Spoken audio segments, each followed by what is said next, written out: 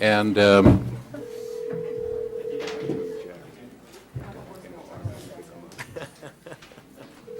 if it doesn't go through, we'll just proceed. Okay. All right. Yeah, so let's, why don't we begin with the minutes? You've all received the minutes of November 6th and November 13th. Are there any comments, any changes? There being none, do I hear a motion to approve those minutes? So moved. And we do not need to do this as a roll call vote since we're not in remote participation form yet. All in favor of approving the minutes, please say aye. Aye. Any opposed? Okay, it's unanimous. Good. Mr. Chairman, I thought when I spoke to Alberto Chang as he was leaving that he was going to be present by remote. That's correct, and we just tried to call him. And I'm sorry. Okay, then. Thank you. Okay. All right. And when we make contact with him, we'll bring him in remotely. He had an emergency and is not able to be here. There are really two items on the agenda. One is a presentation on technology needs by the schools. We expect that will take about an hour, and then after that, we have reserved about an hour for subcommittee updates and discussion about coordination of the subcommittee work. So is there anything further? Okay, why don't we turn to the school presentation on technology? You ready? No. It's not plugged in, Scott. Oh. They're in the process of pulling it up. Melissa, just let me know when you reach it. Isn't it just up? Yeah, the video's not showing.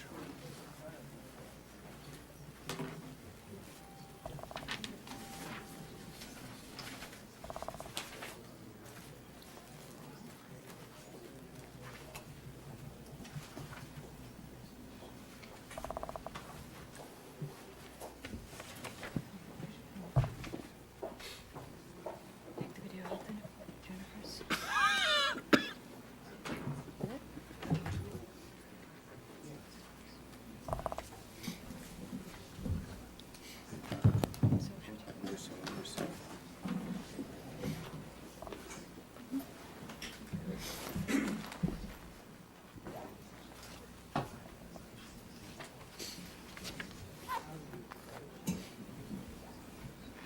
It's the,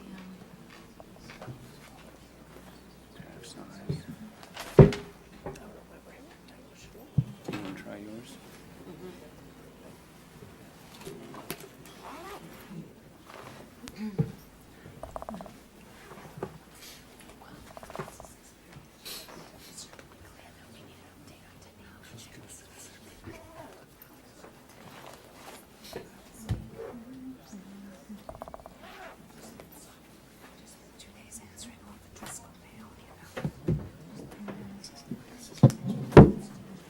You want to pull it up first and then Just be sure it's coming.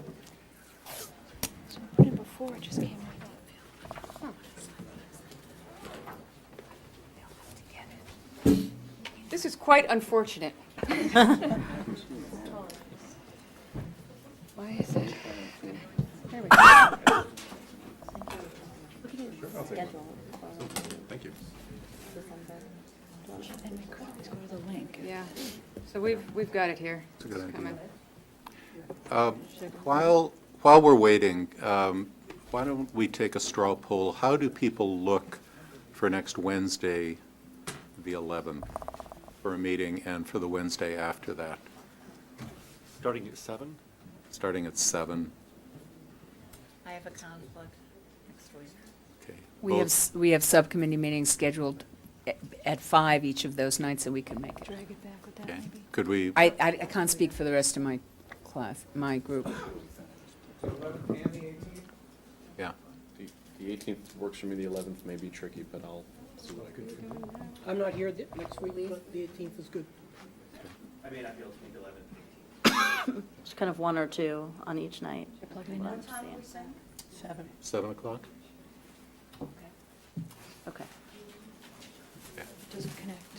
We should just, go ahead. On the 18th, we had set a 6 o'clock meeting, and now Well, we're, So one of the things we've been hearing from subcommittee members is that they do like meeting right beforehand, and so that 5 to 7 time slot, if it's all the same to people to meet at 7 to 9 versus 6 to 8, people like that 5 to 7 time slot to meet. So if that's right, I'm seeing some nodding heads. Yeah. That was more the impetus than anything The else. Demographics Committee has already scheduled 2 of those Wednesdays. In Congratulations. case someone has conflict, just, no, but that's, Putting in. you've scheduled it at 5. oh, yes, 4:30 on the 18th because we were supposed to start at 6. Okay, And 5 on the 11th. okay. The built-in speakers don't work, I'll quickly plug in Okay. these. So we'll get notices out. Am I hearing the 11th and the 18th at 7 is generally okay? I know. Okay, thank you. They're ready? Okay, they're ready. What an unfortunate pause, that is. So, thanks. Nice photo. Yeah, thank you thank you very much.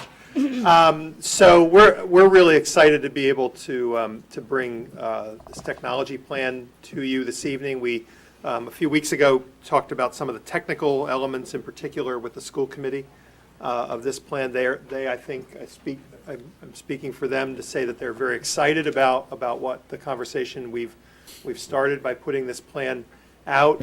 We talked about it some with our parent leaders this morning, and they are excited and I think raring to go and can't wait to hear this presentation in January. So I'm real quickly here just going to thank Dr. Fisher-Mueller and Scott Moore, Mr. Moore, for their work in leading this effort. There have been a lot of people involved in getting us to this point, but they in particular have led us to this point. So I'm going to turn it over to them, and they're going to spend the next hour with you with this presentation.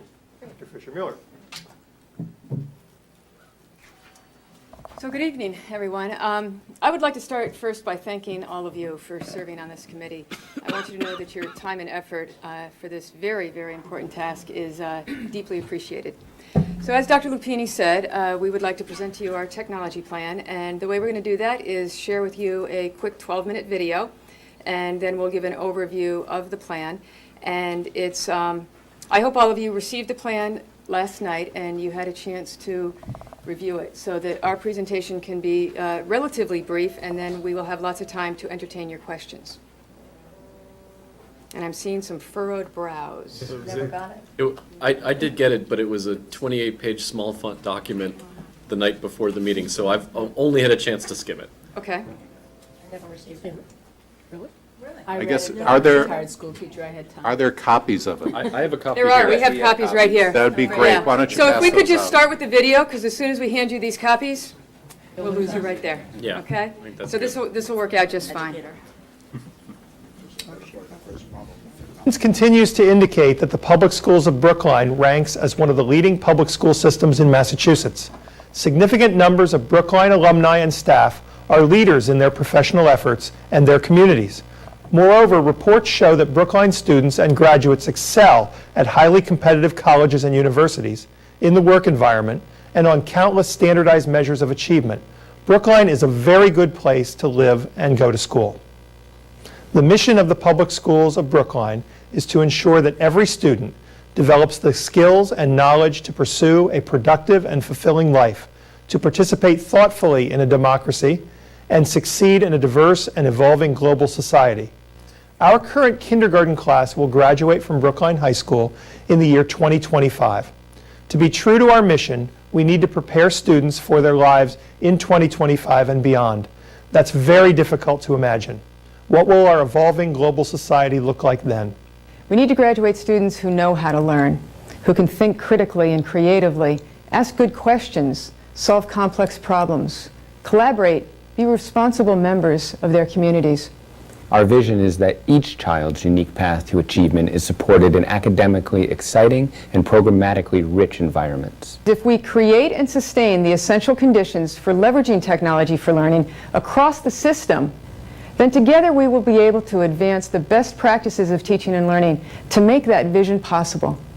where the curriculum is connected to students' lives, their interests, and their passions. Where mobile technology helps teachers assess student learning on an ongoing basis, so that teachers know the next steps needed to advance students' learning. Where communication with parents is improved with the use of classroom blogs, Twitter, and websites. Where parents see a richer picture of their child's learning as she presents her online portfolio in a parent-teacher-student conference. Where students have an experience over time that not only reflects their lives outside of school now, it prepares them for a multitude of choices in the future. Where collaboration is enhanced among students with Google Docs, among teachers with online learning communities, and with parents through an interactive website.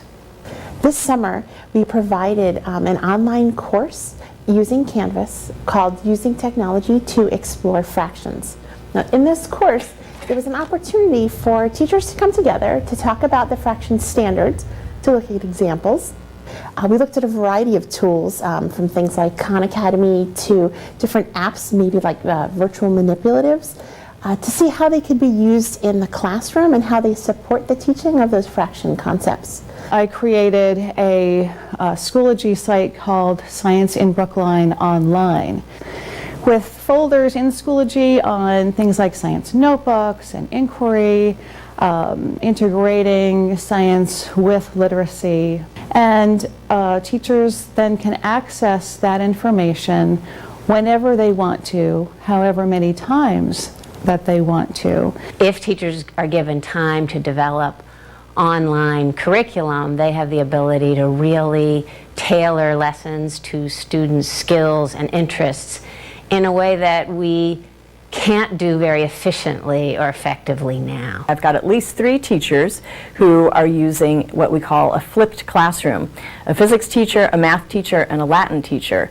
And that concept is when a teacher puts often a short lecture and a short interactive problem set online for the homework. So the students are doing the learning and the listening to some direct instruction for their afternoon and evening homework, which allows all of the kids to come in with lots of really good questions the next day and actually work on an application of, let's say, a physics project or a math problem in the class with the teacher.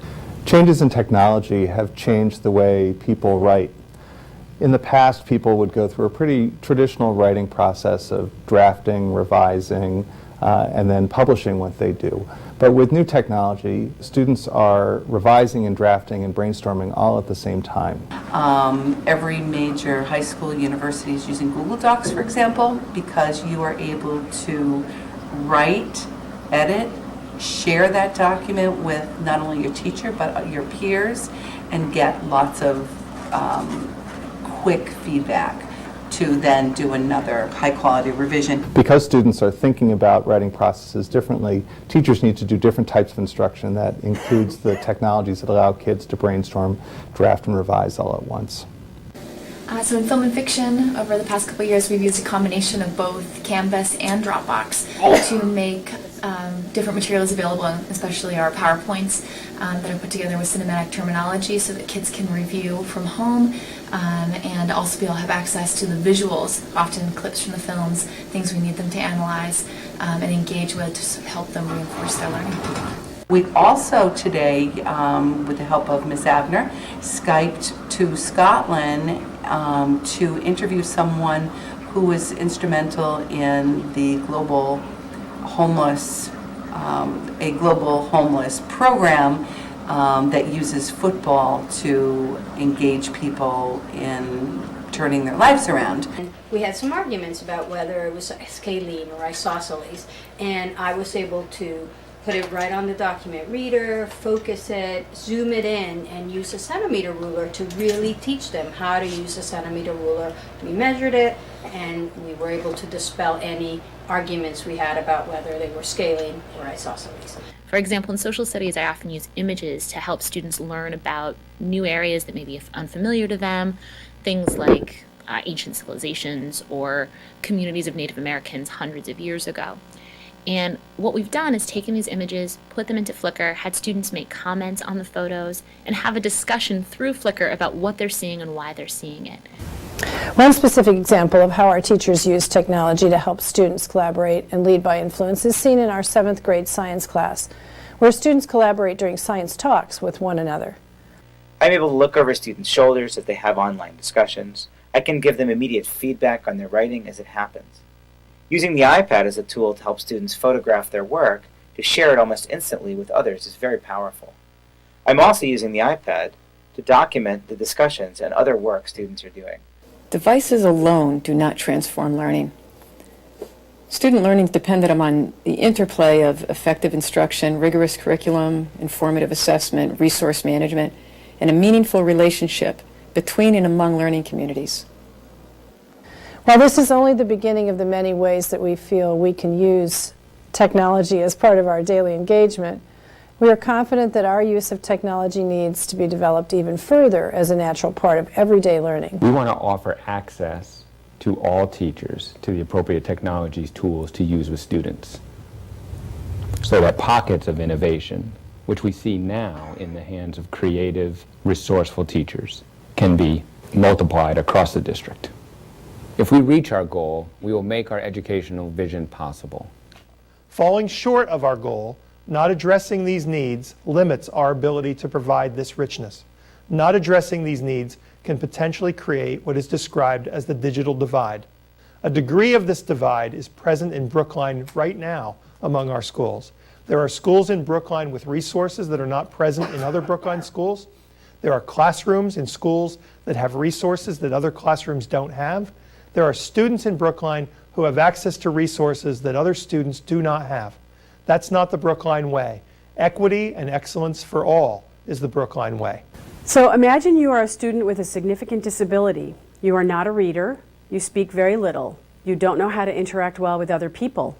You do, however, understand pictures and picture symbols quite well. In fact, much better than spoken words. Luckily, your teacher has a smartboard in the classroom. You can study these images over and over, providing the repetition you need. You can manipulate these images on the screen, allowing you to more fully understand their use. Access to technology has changed the lives of students with disabilities for the better. It easily provides multimodal instruction to meet the needs of students with a variety of learning styles and learning profiles. If I had more access to technology, I would use it to help support my students on IEPs. There are a lot of great programs, iPad apps, that those students could use that I don't have the opportunity to use since I don't have that access. Last year we used iPads, my iPad, to capture the pictures and then teach kids to upload it to Flickr. And the main challenge was just that with one iPad and 20 plus students, that ended up taking a lot more time than it should have. Ideally, it could be a more streamlined process if, as kids finish their work, they could take the picture in that moment and reflect on it then, rather than having the photo have to wait until Friday at the end of the week when they're in the computer lab. No longer is technology something that can be relegated to special projects once a month. These tools need to be available to all classrooms for all users. If my students had more access to technology, I'd be able to bring more authentic materials into my Spanish classroom.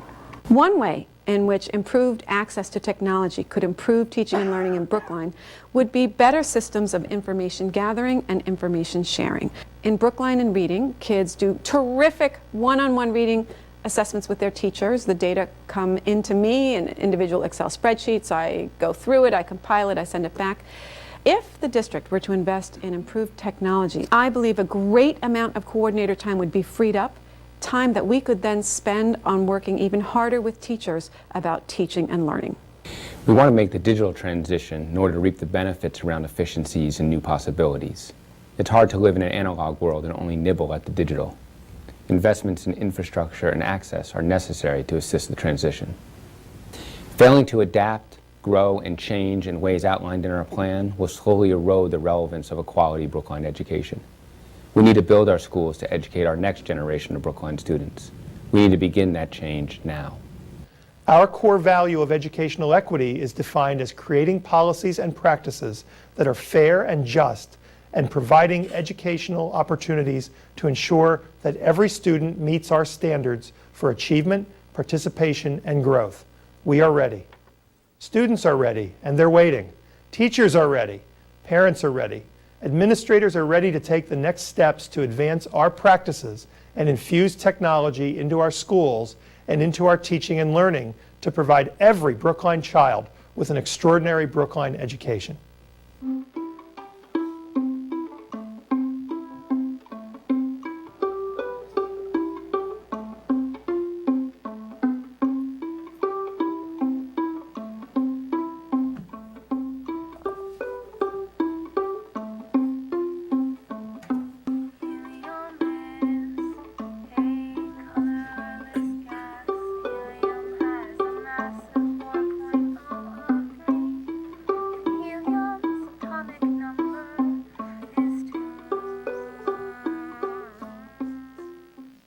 Evidence. Executive summary here. Oh, okay. So what I'm passing around right now is a 2-page executive summary. And a 1-page review of the current budget. Okay, while that's coming around, is Alberto on? Okay. So this, the copy of the plan that you're getting now is, has some revisions in it from the copy you received over email. So if you have a copy of that one, so please take this one. And I'll be sure to get that email list updated. I think I just missed it because we got a lot of other emails, so I'll look for it. Your Driscoll folder. Out, I will take it here. Excuse me? Could be in your Driscoll folder. See, it's in my spam. Because I didn't let them in. Yeah. I usually know what to do.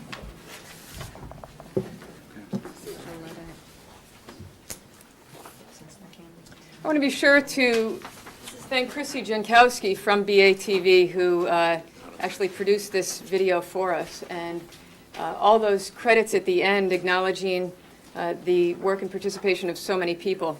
I also want to be sure to thank the folks in the Office of Teaching and Learning, Betsy Fitzpatrick, Amy Martin, Tracy Paradise, and our ed tech specialists in our buildings, and also the secretaries in each of our schools were very helpful in creating the video.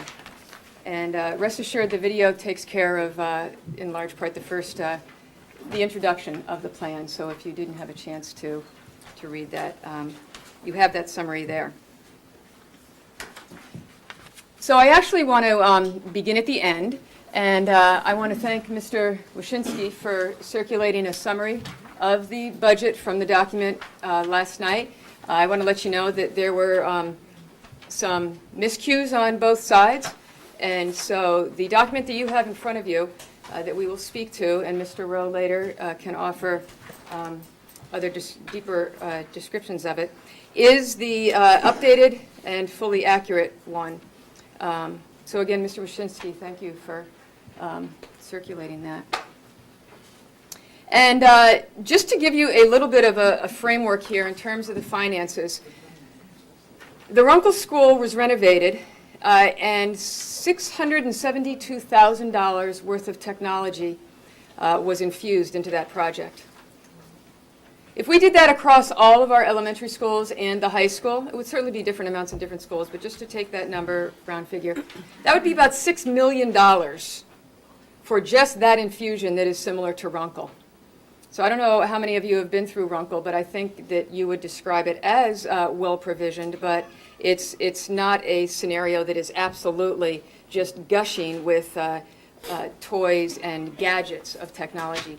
But what the Runkle School does is it gives us a nice picture of the standard that we would like to see in all of our schools, not just in, at this time, the Runkle School, or let's say the Heath School, and other schools that are benefiting from the generous support of their PTOs. We have an overall goal for this technology plan. In 2019, we want to create the infrastructure, build the instructional capacity, and support innovation for the full integration of technology into teaching, learning, and the administration of the public schools of Brookline. We have a vision. We have a set of guiding beliefs and assumptions.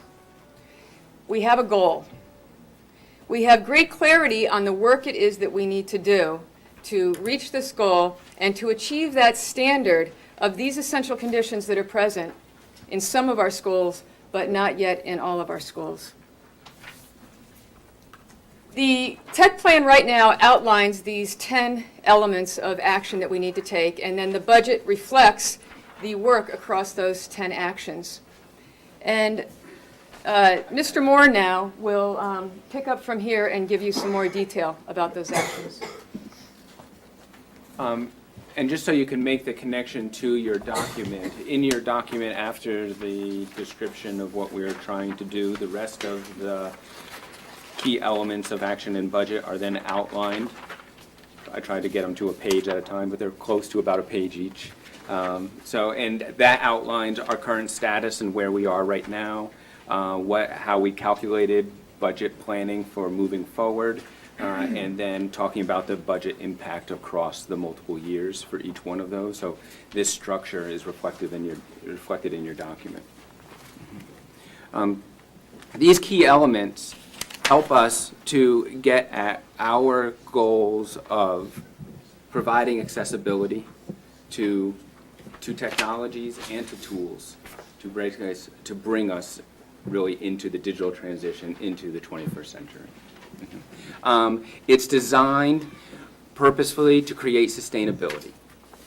Often, almost everything in technology has a relatively known lifespan, and this plan actually tries to address the life cycles of the appropriate life cycles, or what we believe are the appropriate life cycles for equipment, and making them on a refresh cycle. And maintaining flexibility.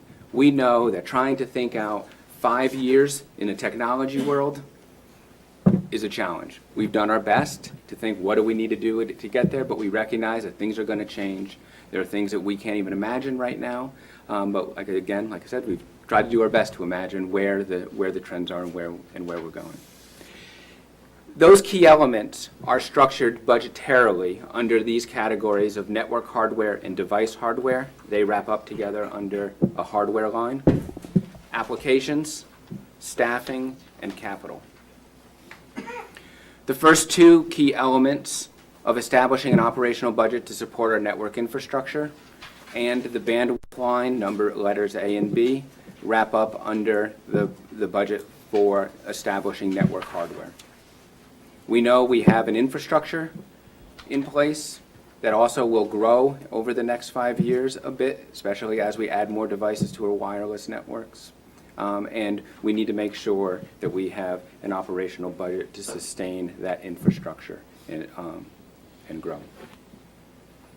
Device hardware is C and D. It's basically two achievements what we're trying to do. One is we have an existing computer base of roughly 2,400 computers throughout the district. Most of those serve our admin needs. They're in labs, a few on carts, learning centers, libraries. It takes care of most of the administration computing that needs to happen and some access for students. But it doesn't provide the accessibility for students that we desire and that teachers in the video are asking for, which is, hey, we've been making the digital transition. We've been investing the tools and putting laptops in the hands of teachers. They're now ready, and they don't have access to a cart of computers or enough computers to use with a class. And if they do, it means that there are about 10 other classrooms that can't when they do. And this plan is trying to address, in number D, adding more mobile access for students, basically increasing our device footprint by about double, another 2,400 computers, which would provide basically a cart per grade level at each school. Applications is broken up into E, F, G, and H. It is a series of tools that we imagine investing in order to bring us forward for both administrative efficiency and also teaching and learning practicality. They're broken up to be what are the administrative tools, what are the teaching and learning tools. We know that if you start making a digital transition, you need digital content. So there's a section in there relating to student digital content and making sure you can have devices, but if you have iPads with ebook readers, but you have no ebooks, it doesn't really help, right? So it's investments into ebooks and audiobooks and building collections of subscription services.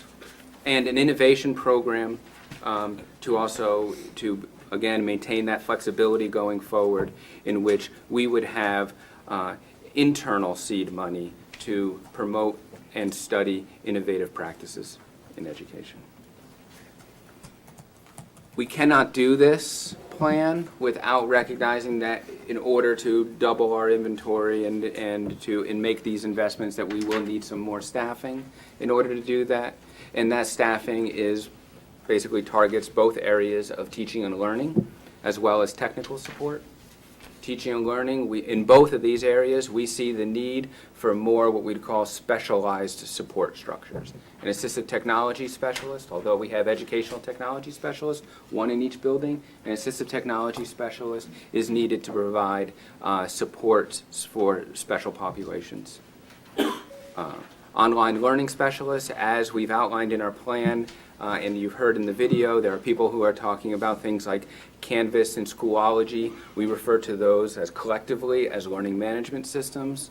Learning management systems, Google Apps for Education, a lot of the system-wide tools that we would be using with students, we see needing an online learning specialist to help facilitate some of that.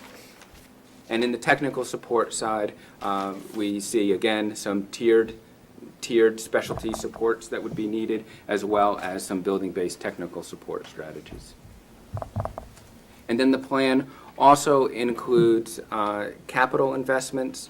Primarily, we have looked again at operational and capital. As operational is anything that we know has a foreseeable life cycle to it that we would be wanting to maintain, where capital is those one-time infusions in which we would want to or need to build. So the things that made the most sense to put in there were the mounted projections or the interactive whiteboards in those schools that who haven't recently been renovated or are not slated for a new renovation in the foreseeable future. So mounted projection, some document cameras, and as we increase our mobile footprint, we will need some carts to secure devices, charge devices, storage devices, make them movable around. So there's money there for that.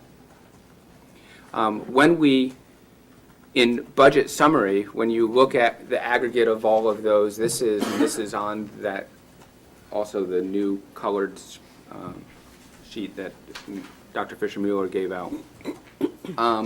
By each fiscal year, again, hardware is both network and device hardware. Then the capital spending is listed there. Applications are listed, and staff, and that gives you a subtotal. Then, because we have other plans that are also going on, being developed at the same time, we have backed out the capital improvement plan. That money is allocated in another area, and there is some money already being allocated in other plans in a staffing plan for some of the staff, not the full amount of the staff that we're looking for. So you'll see that those are backed out, which gives you the subtotals underneath, or the total underneath, and that. I think I don't have that one here. The grand total. I just didn't. It's not on. It's on the document that you have in front of you. Yeah. What is basically when we back out the items, the grand total over the course of FY15 to FY19 is $9,416,812 roughly there. And that's the document that is listed in front of you with probably more detail than.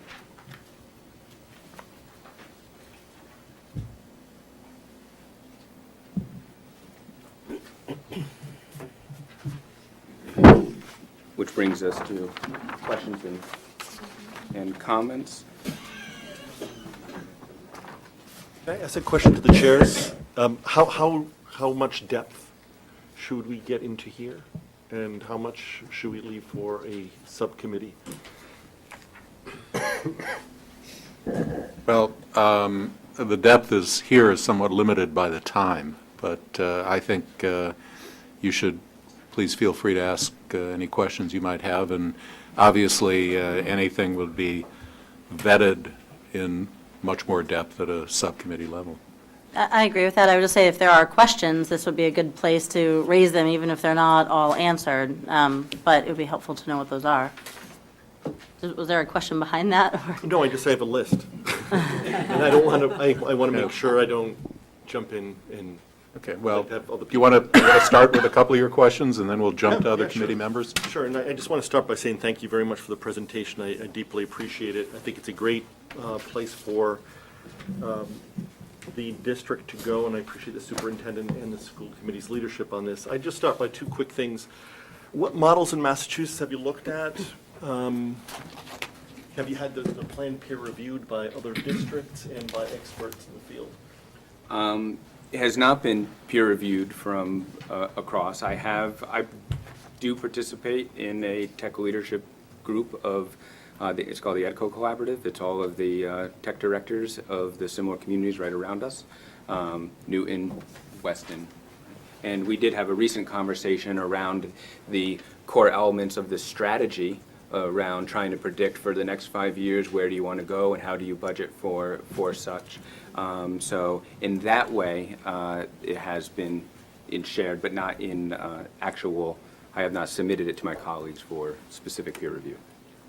Just a quick follow-up. Is there a district that you look to as a leader in this area that you think has done yeoman's work, or is there a district outside of the state of Massachusetts you look to as an example?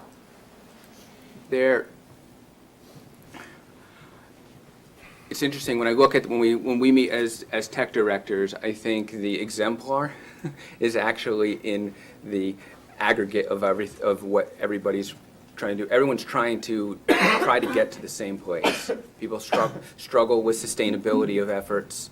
They struggle with operational budgets to support what it is that they're doing. They struggle with having enough money to move forward in ways. They struggle with trying to get access to all students or to enough students that changes the practice in the classroom.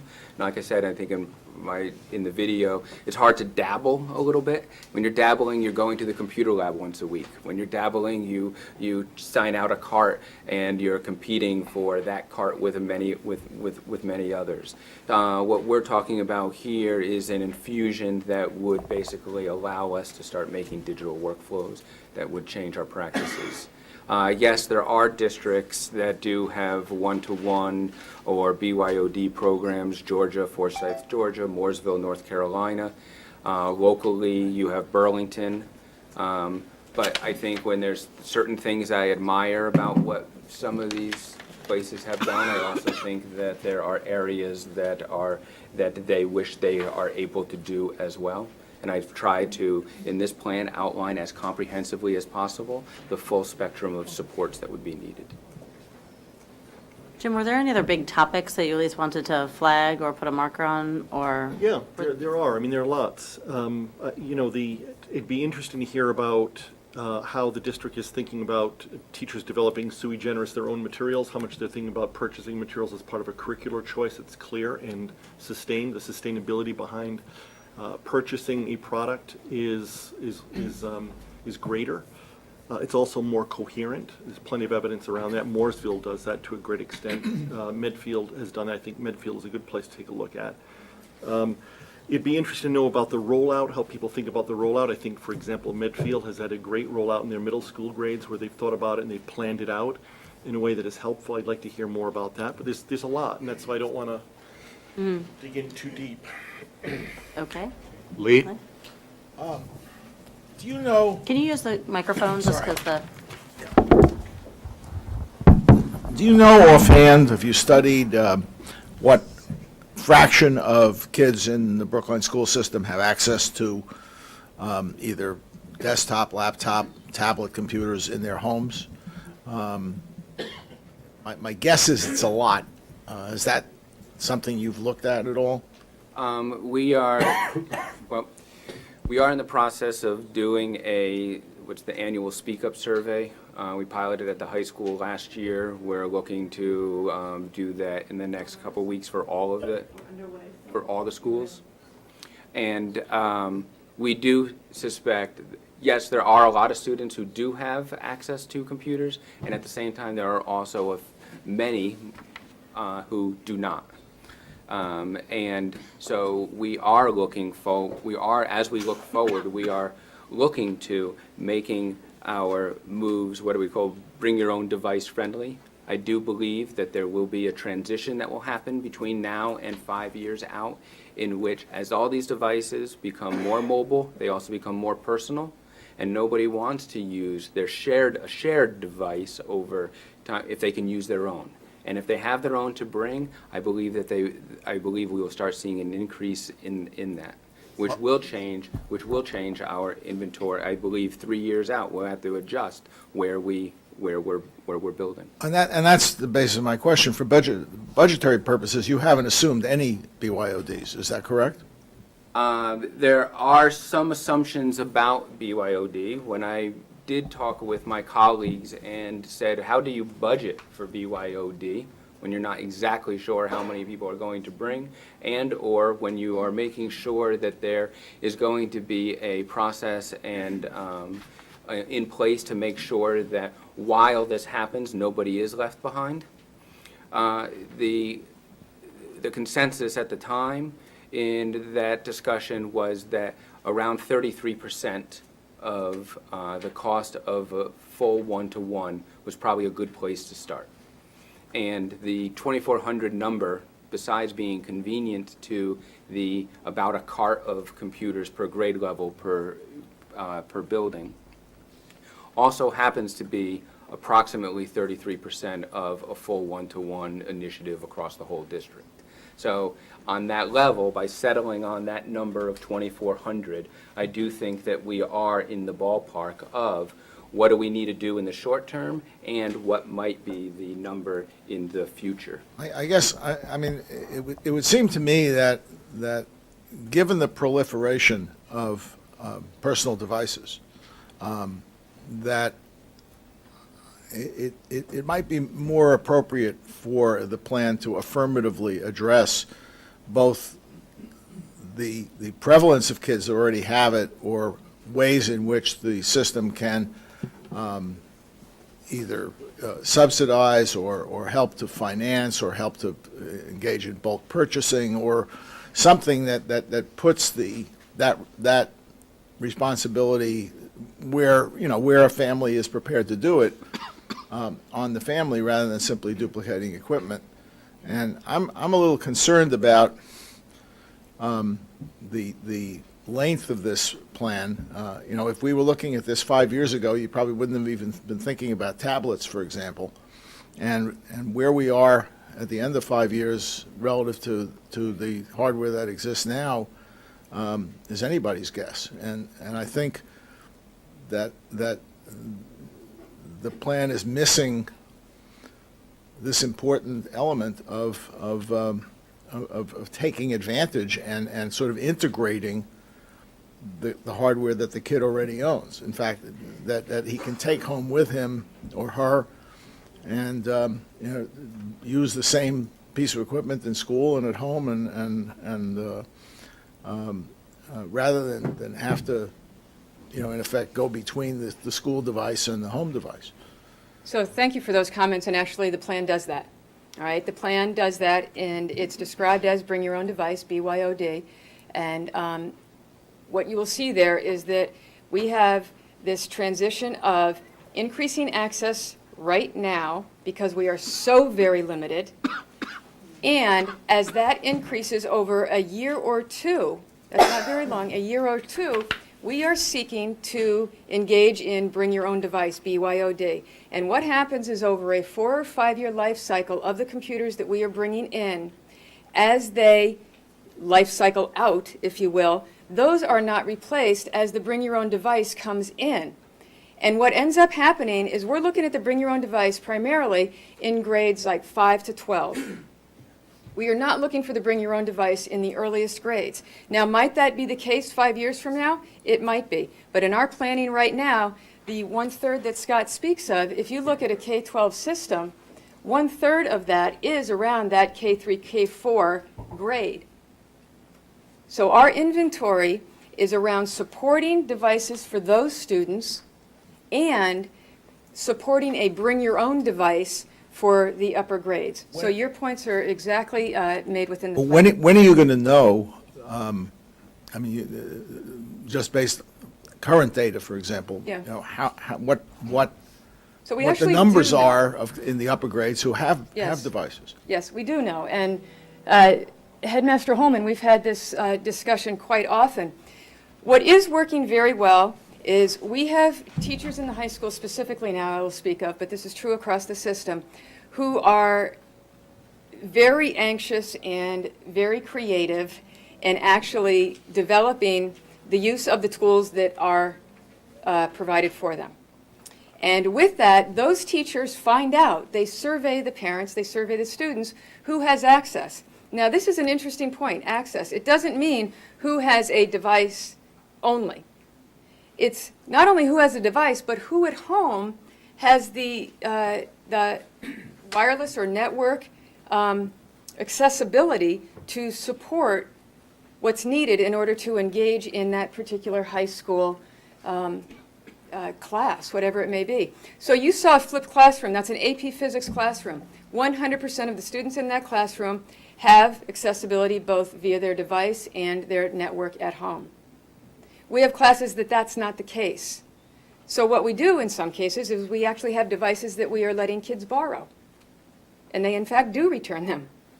We have a situation over at one of our K-8 schools where all the online work is in school so that every single student has a device, yet the work that's not online happens at home. So again, I appreciate your comments, and there are so many pieces of the comments that have been made that I would love to jump back into. One of them being, yes, it's a 28-page plan. Yes, you did receive it last night. And yes, it contains information from the questions that you are asking right now. And whether it's a subcommittee or it's another conversation here, we absolutely would welcome that. And if I may just jump back to some questions earlier about the different models and the vetting of our plan. Mr. Moore answered the question accurately in terms of any vetting process. However, a formal vetting process. We actually have had the luxury of working with Alan November, who is an expert in the field, and we have conversations with him about our strategy of creating the essential conditions. This combination of provisioning the classrooms with what is needed and our curriculum coordinators doing the work of renovating, revising, enhancing our curriculum, then what we do is we put teachers in a position where working with kids, they can actually open up that classroom. They can enhance that learning. They can engage in immediate assessment. And I could go on and on, but I won't, okay? So not formal vetting. We could do that. Have we access to the opinions of others? Absolutely. Yeah. I did read your report, and thank you very much, and thank you for the, I thought that it was experiential learning, that there was a little struggle to get it up and going, sort of Obama style, and then when we saw it, we were going to really love it, so I think that was a nice touch. I didn't see anything on in the report about what will not be happening. You only have a certain number of hours in the day and a certain amount of space, and we are indoors a lot as New Englanders, and the young people do have a lot of time in front, a lot of screen time. And so I'm wondering if a member of your team is taking a look at research and how you're going to handle the youngsters' eyesight issues and moving about issues, exercise, and what they're doing, because they will be doing less of that, perhaps, in the classroom, unless someone is watching it. So no more of that than they are currently reading their textbook or working off their paper worksheet versus If they're doing, here. if they're doing some teamwork around a computer, that's not like sitting and doing silent reading. I guess I was hearing your question or your point around the need to be physical, that there would be more time. Okay, and we could talk about the details and how we see it or we don't see it. And I mean, you're talking to someone who went to school with 56 girls and a menopausal nun, and it was very, very, it's a different kind of classroom. So I mean, I'm making a stake in the future, but I am saying we should also, while we're doing It's that, a TMI. take a look at what's happening with and to our youngsters. That's, Okay, and I don't see a mention of that in the 25 Yeah, and pages. so we do That's have all. a great program going on in the schools. It's called Spark. So I don't know if there are parents here whose children are in their schools engaging in this. But what Spark is all about is infusing this motion, right? The idea of kids need to be physical and getting that blood pumping and pulling away from whether we're talking about a piece of paper or a screen. Because you are absolutely right. School in general, whether we're talking about technology or not, kids sit too much. They sit too long. Chad? That's all. Oh, sorry. So we're all here because money is in less supply than we'd like it to be. Otherwise, we would all be at home now or somewhere else. You've put forward a plan, and I wonder what your thoughts are. And I know strategically the last thing you want to do is put the compromise plan on the table, but I'd love to know what your thoughts are about where you go with this if the funding that's available is not the full amount that you would need to cover this plan. So this plan, what we can do is scale this plan. Okay, what I can promise you is this is not our wish list. Right, what this is a plan that we have looked at over 5 years. That's the time period that we have been asked to do. And we have, for the last decade at least, every single year, have had to make decisions about technology and what we're going to do and what we're going to hold back on. So if that were the case here, we would be asking ourselves the exact same question that we have every single year. What is our highest priority? What do we want to move forward with? What can wait? What is the strongest driver of learning? So I appreciate the question, and that's a conversation also that we enjoy very much with the school committee and the curriculum subcommittee specifically. Beth?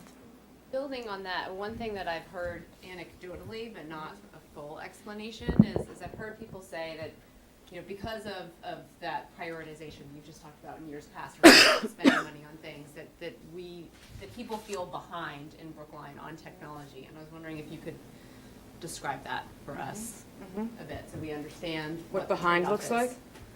Yes. So interestingly enough, there are advantages to being behind. What I mean by that is we have colleagues, whether we're talking local or across the country, who have made some pretty big mistakes. Right? Australia did a one-to-one initiative. Okay, the entire country did a one-to-one initiative. Talking to Alan November, he talks about they didn't have a plan. They just put a device in kids' hands. He's got a ton of work right now. Okay?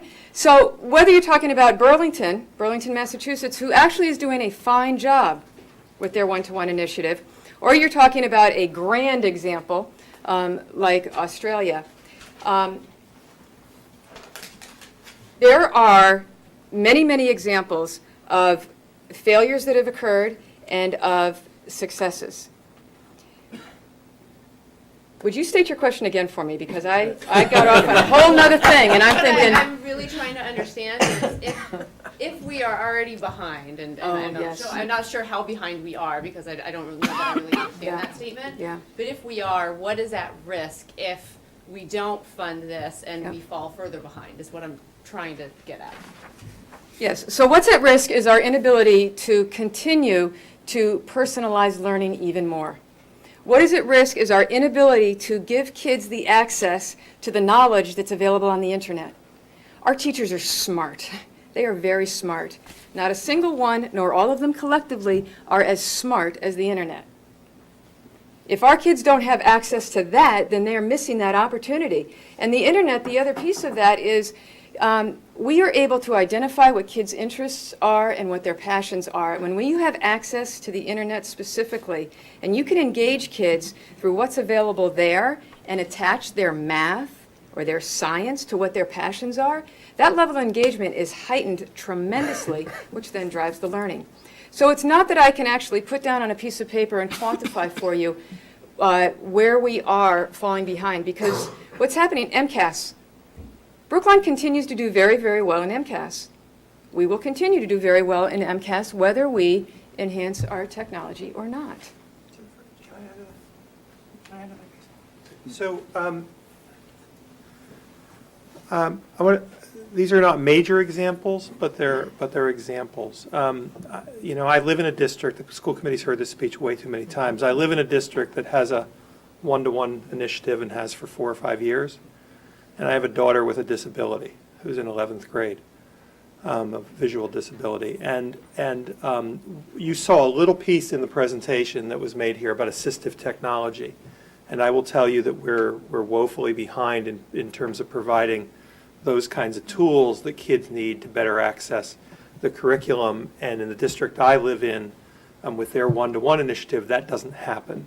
She used to need enlarged textbooks. Now all those are available on the laptop that she's provided with. And I go through example after example after example of what happens for her and classmates because of the infusion of that technology in that high school curriculum in Beverly.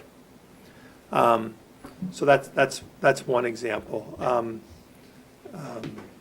And really, well, I just forgot the other one. I'm sorry. So thanks. I'll maybe come back.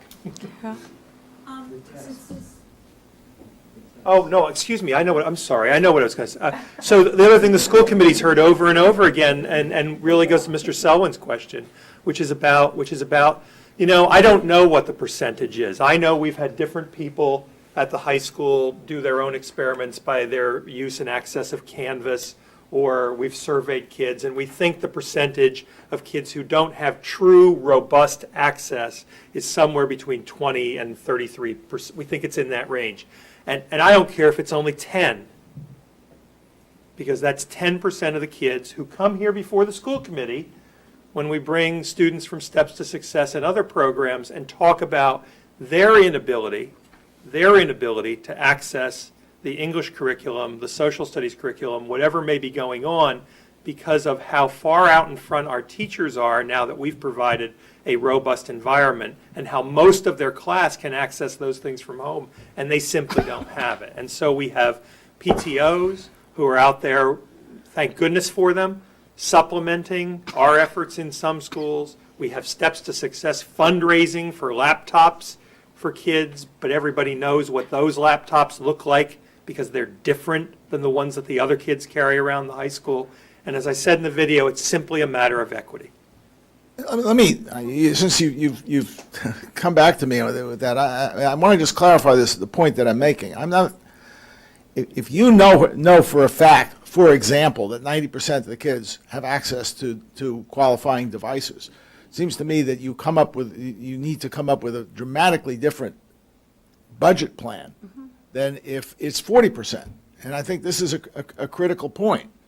I'm not suggesting. It just sounds to me like your perspective of BYOD is somewhat ad hoc and almost after the fact. And I'm saying it should be driving it, not be after the fact. Sure, and I'm not criticizing your point at all. I think it's well taken. You want to? Sure. So what we're talking about for the most immediate future is one cart per grade level, a 4-section grade level, okay? So we can have students bringing their own devices and still be using on a regular basis one cart per grade level.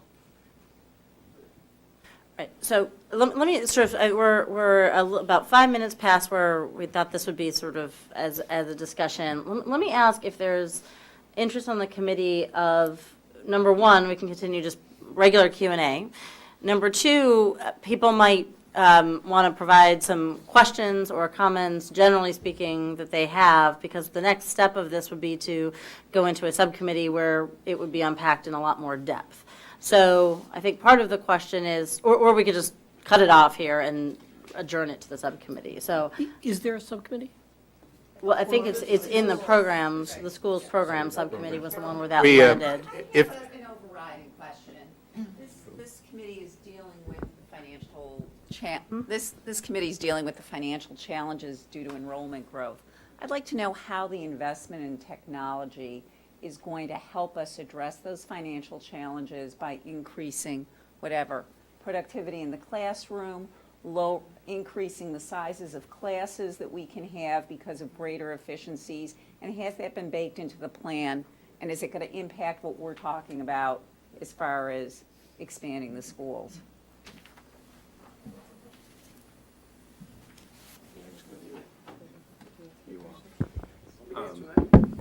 Yeah, do you want, I was trying to do something to get.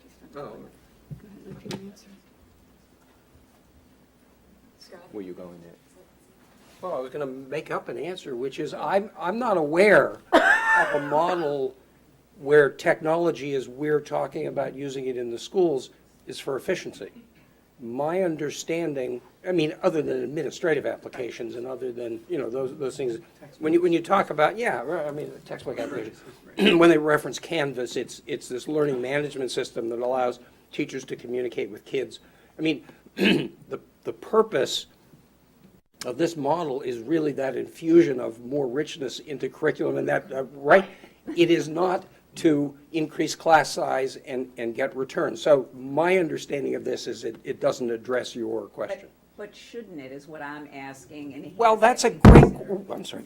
I mean, that is a great question, and I think the answer in this community is that we're not there, and that's not what the value is, because every time we have the conversation, we talk about low class size, so I don't see that unless we move to the world that looks like college, let's say, where you have large lectures, or years, as you move down the road with different structures of physical structure and different models of, maybe, but that's not what I see happening. So, but I'm not the program guy here. I'm just reflecting what I see.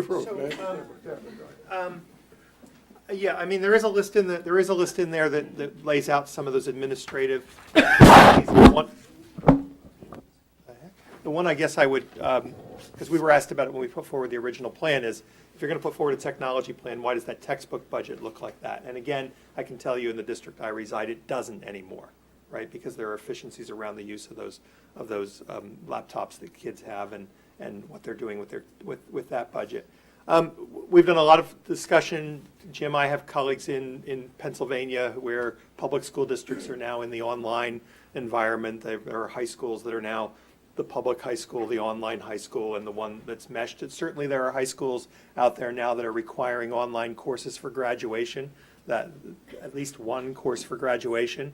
We're in no position to do that right now. We could be in the position to do that. I know we have interest in talking about it. So it actually sets us up for some of those conversations. But as Peter said, they're minimal. And I was really asking, I wasn't even thinking so grandiose, more of, well, can you make a 22 student classroom 24 or 25? Because we're talking about number challenges on the margin. And does it That's not been my experience as a parent. That's not been my experience as a parent. With today's technology, Right. okay. So are there, Sergio?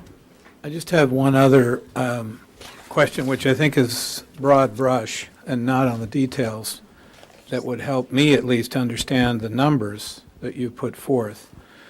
We're all well aware that there are a large number of schools that are either going to be rebuilt or renovated in the short term over the same 5-year period that you're looking at. Could you help us understand whether in your calculations you have already acknowledged and removed, if I can use that term, those schools and their infrastructure and their software from these numbers? We have on the capital side of looking at the mounted projection in the rooms, and typically that's where like Runkle was and Heath was. We have backed out of those calculations. Those costs for Devotion and Driscoll, because they both have foreseeable plans. Those were the only two I was asked to back out at this point. Thank you. Tim has it, well, Tim has Tim. anything. Just a specific math question and then a general question. So the specific math question I just want to get to is, I'm not sure what base this seems like it's all additive to me. So I don't know what there's no FY14 column, so I don't know, is this 100% increase or a 10, so I don't know what the baseline is, and I don't, just getting that would be helpful. Yes. In the executive summary, on the bottom of page 2, that total there, the 1.146, is an add above current budget. And so what is the current budget is the question. Peter would have to speak to that because it's across multiple let me organizations. let me speak to that. Separate from staffing, the number for hardware and applications that's in the current general fund budget is in the less than $500,000 neighborhood. Because of the way we've done some of the capital and the hardware from projects over time, and we've also worked with the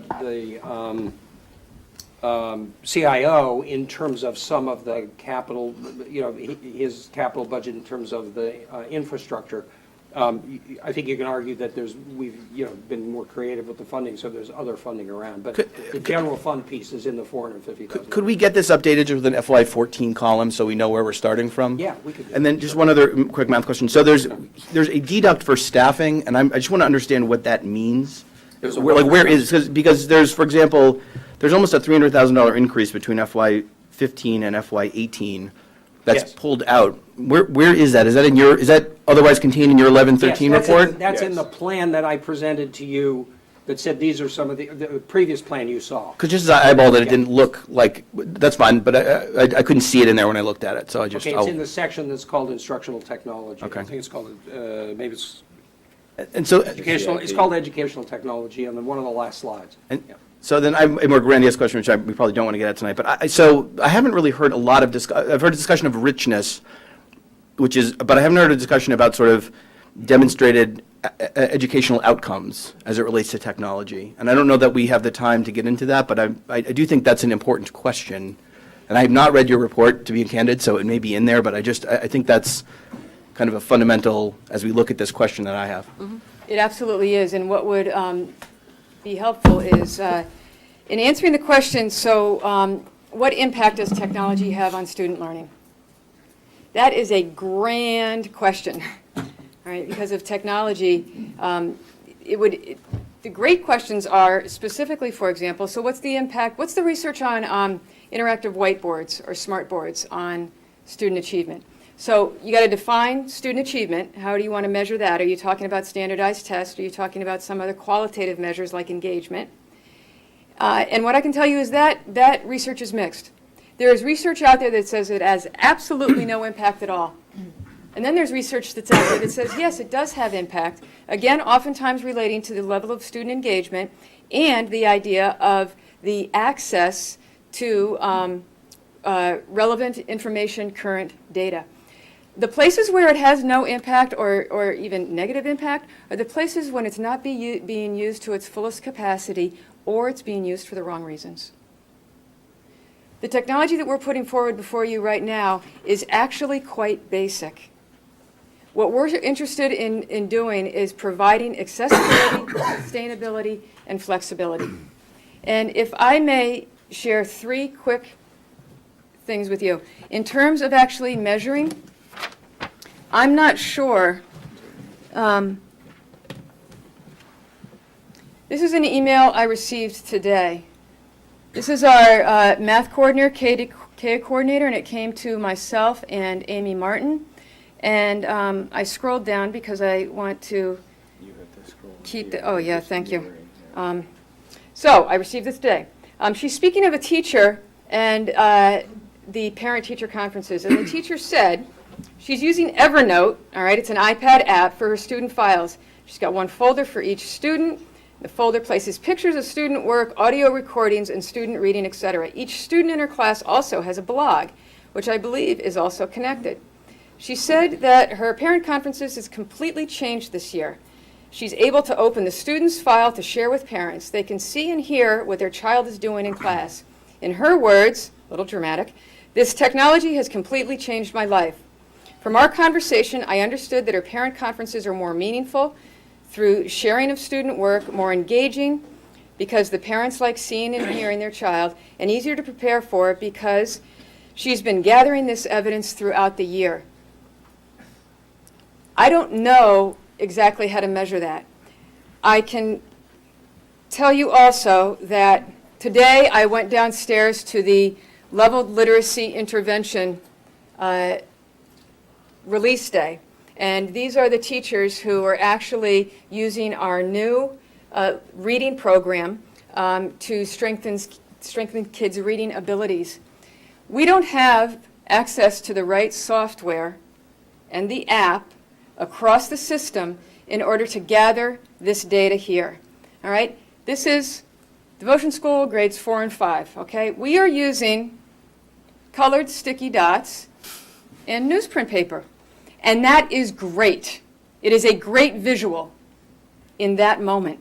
We cannot right now connect that data to MCAS data, to BAS data, to attendance, to behavior, until we input it by hand. Our coordinators, Patricia Kinsella, will take this and she will input it into a spreadsheet by hand. All right? Truthfully, that's embarrassing right now, okay? The reason I keep these and I take these actually was for a conversation with the school committee because I'm so excited about LLI and its impact. But we are not able right now to do some of the very, very basic procedures around teaching and learning. And one more, and this is not a visual one. I don't know how to measure the impact on a student, an incoming first grader, who feels better starting school because her teacher actually made a video of the classroom that that child will be entering. And she went around and she talked to the students about, and here's where you put your coat and your lunch, and this is where you put your... She walked the students around in this video. And the parents and the children watched it at home, and then into school they came. The parents loved it. They loved it. They talked about how good their kids felt and how it took that scary feeling away. I don't know how to measure that. Yeah, could I, insofar as there are some places where you've said technology is beneficial and some places where studies show that it has a negative impact or no impact, I suspect there are some teachers who want to use it and some teachers who don't have any interest in using it or less interest in using it. Have you thought about a way to pilot this program and do some of it, see how it works, and then proceed from there? So I appreciate that question because it takes me back to the earlier point about what's the rollout. So this isn't a program. This isn't about a new math program, or this isn't about bringing elementary world language into Brookline, right? What it's about is providing some tools for access to a variety of the, whether it's applications or it's the internet or it's software or it's communication strategies. It's across the board. And so what it is, again, curriculum coordinators working with teachers, principals working with teachers around what is the teaching and learning that's going on in the classroom and how will a tool help that in any way. And so there's a whole lot of professional development that's going on, and the very finest professional development is the coaching professional development. The research supports that strongly. That's the model in Brookline. We have educational technology specialists in each and every school. Only one, regardless of the size of the school, only one. I read a quote recently out of the National Educational Technology Plan, and it said, how do you get teachers to learn how to use technology? You give them technology. Okay, how are kids learning how to use technology? They're getting technology.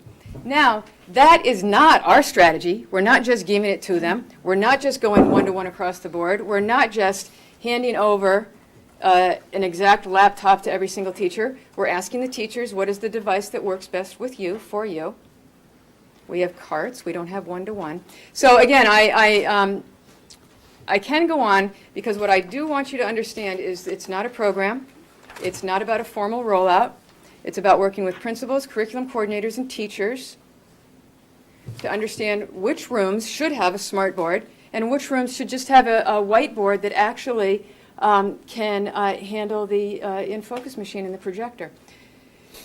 Okay, so I'm conscious of time still. So are there questions that people want to raise at this point, either reactions or things that they're hearing or things that they're wondering about? We'll definitely get to Lee. I just want to make sure anybody else who wants to speak has a chance. Because again, the next step out of this would be to go away from some of them. Some of the questions have been asked, things like what's happening in other districts, questions about numbers of who does and doesn't have access, questions about what would we do if the funds weren't available, what's the 2014 baseline. There are a number of questions that have already been raised. But if there are 2, 3, 4, 5 other topics that people want to dig into further, or they want the school subcommittee to dig into further, that would be helpful.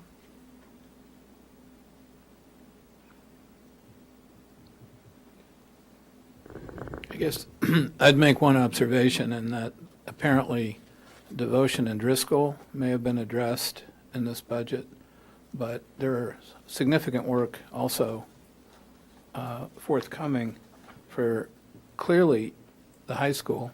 I don't know where that stands. And the other would be the question of Old Lincoln, which already has certain investments. I just wasn't clear what really has been figured in and what hasn't. And I suppose Lawrence could be asked the same way.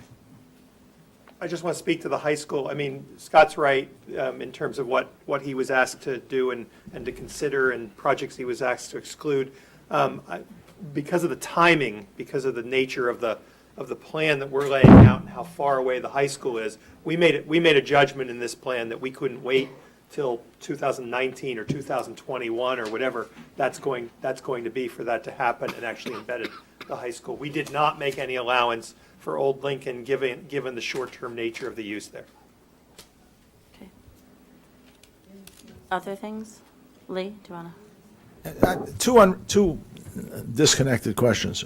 First is a follow-up. You had mentioned earlier, someone had, about $600,000 being spent on infrastructure in Runkle, and I was wondering if you can provide us with some details of exactly what that bought and how that breaks down between things like physical cabling versus architectural elements such as cable chases and the like. Was that included in the estimate in that figure, or was it just for technology itself?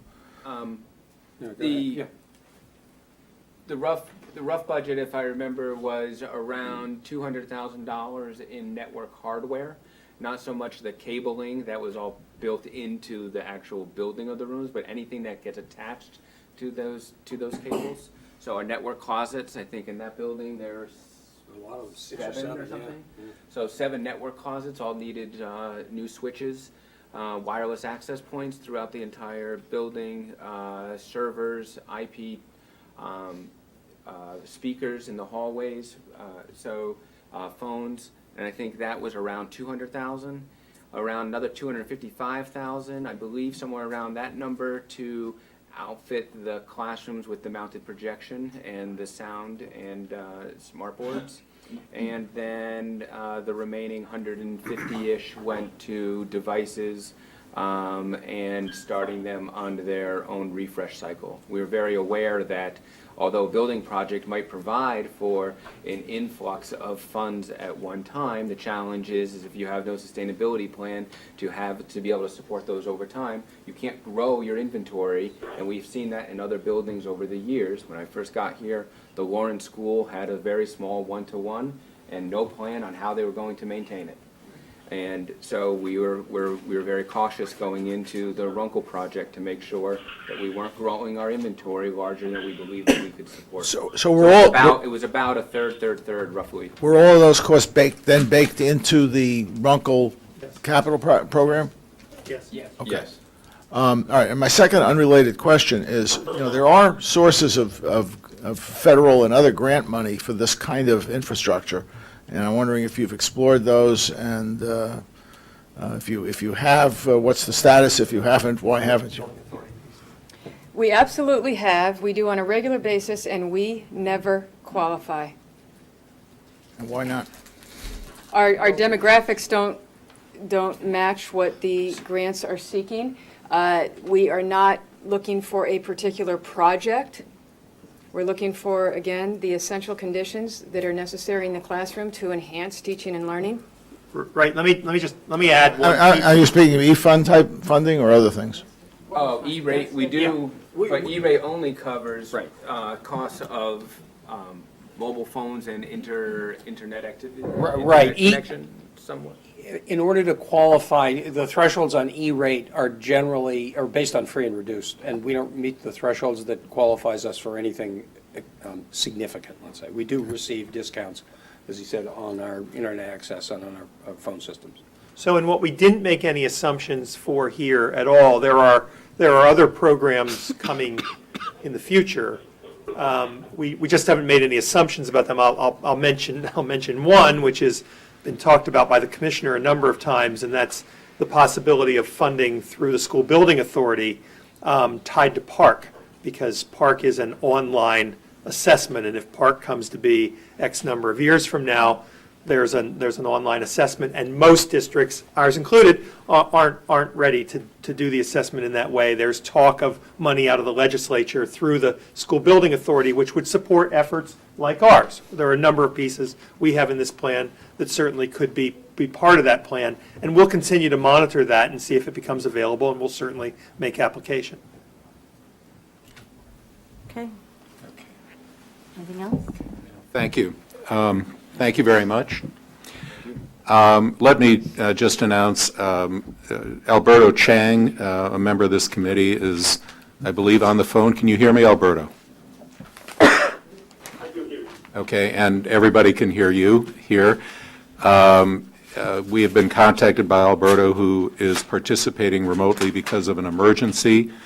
There is a quorum of members here, and as you see, we have a building with a speakerphone that Worked until a minute ago. is, or was. Again with the technology. Are you with us, Alberto? You there? Okay. So we have a speakerphone that is operating, and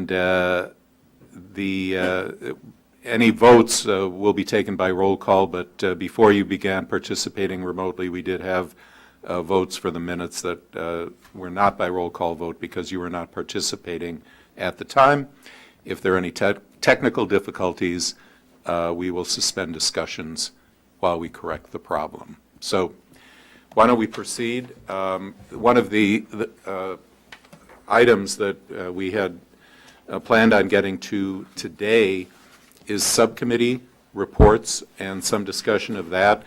Obviously, the technology discussion went longer than we had anticipated, but the good news is that we will be meeting next week and the week after that. So I think some of the discussion, my sense would be, Susan, that we would get some reports, and to the extent we can, we'll talk about issues of overlap between committees and so forth, but certainly that discussion, I think, will continue next week. It will. It will. So just to tie off the last piece, Alberto, if there were questions that you have on the technology piece, please send them along to, or anyone has really, send them along to Beth, because I think that's the committee that will take this up next. Thank you very much to the whole staff, Scott, Jennifer, Bill, everyone, everybody who proceeded as part of the video, and presumably this is the first of many conversations to Ms. come, so Ditkoff, thank may you. I just interrupt you to offer thanks to Karen King and also Kevin Stokes. I just very much have appreciated their expertise and support in the development of this plan. Good, thank you.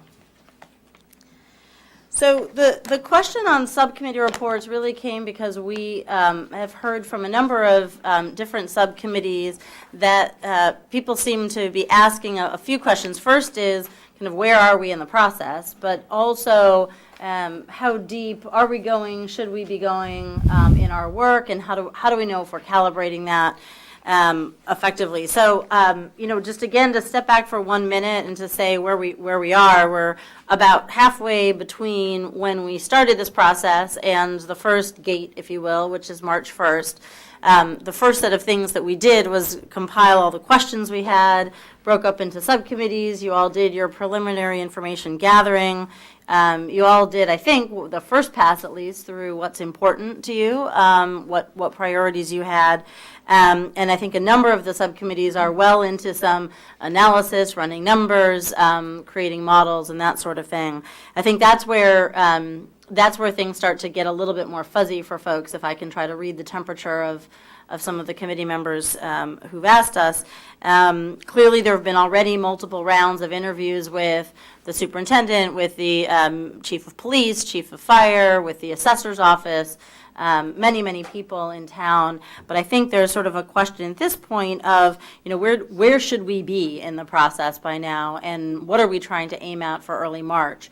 So, again, as we've said all along, the gate for early March is the FY15 operating budget, that there aren't going to be any capital overrides of any sort by a May 14 ballot, mostly because those projects are not ready. So we're not going to be having specific discussions about X versus Y in those debt exclusion discussions.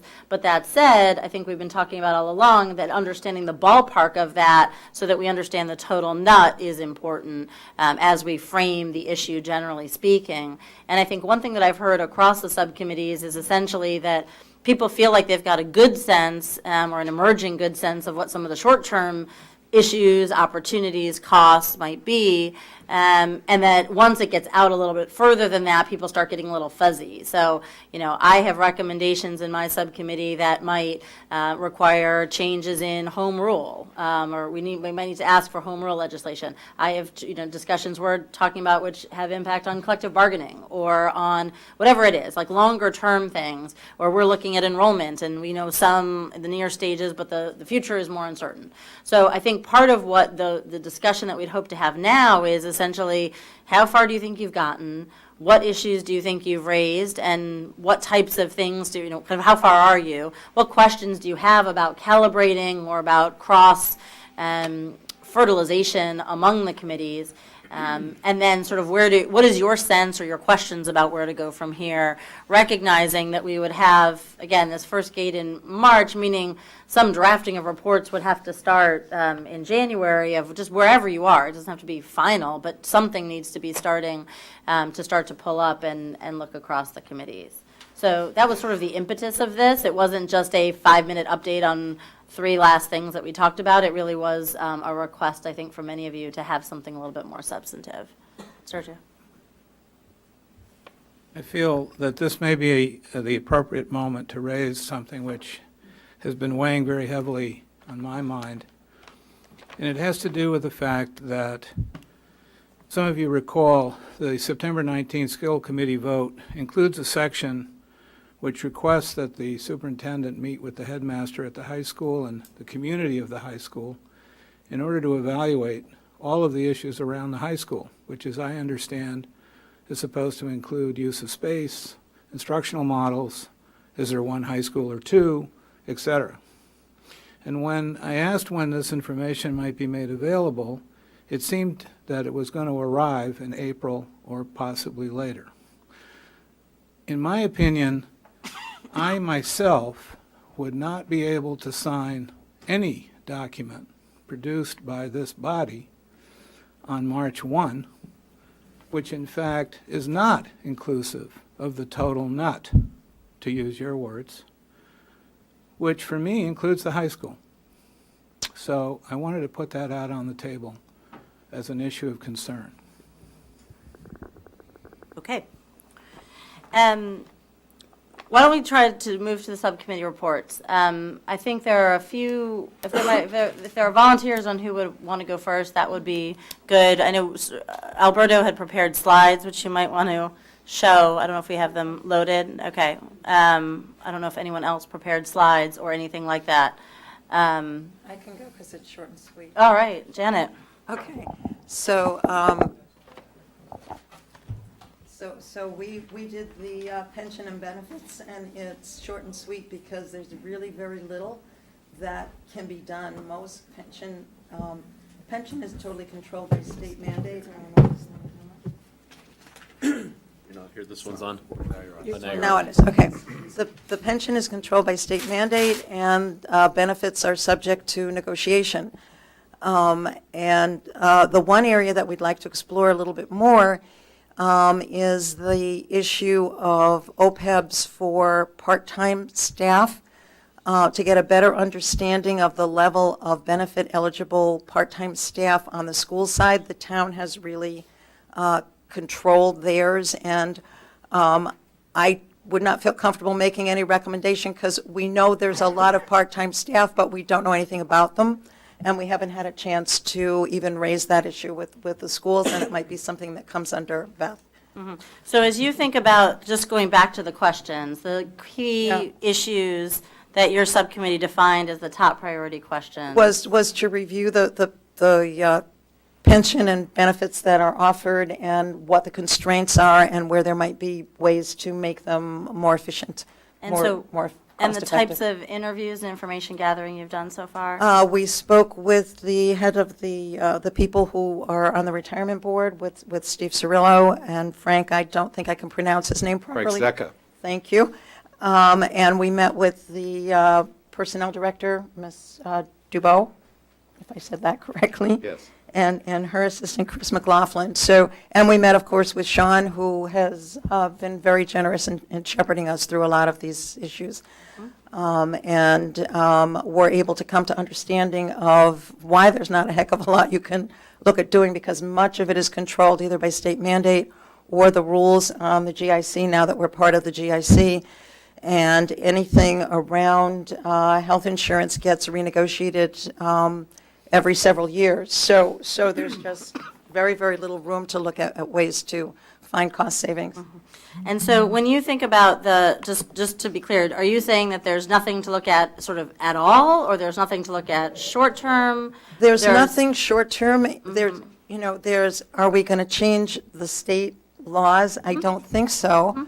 And then there's the whole issue of, do you try and do your negotiating in public? And we don't think that's a very good idea. We had some discussions, around what is or is not possible to do. And when you're dealing with negotiations, I just don't feel comfortable saying, here's our platform for you to negotiate on, because that's not our role. I will add that there are certain initiatives that the Mass Municipal Association is taking with regard to municipalities that entered the GIC early, who are in some ways now disfavored or penalized relative to others. Yeah, we would be able to talk about those things in a report, but there's, other than saying these are areas we think it would be nice to explore, we just don't see that there's anything that this committee, especially with the March deadline, is going to be able to achieve, other than, again, we'd like to have a better understanding of the number of part-time people. There are some recommendations we would have for the retirement board, potentially prorating how their time is counted, but that's about all that we came up with. Carol? I think that's I think you've done a great job summarizing. Lisa?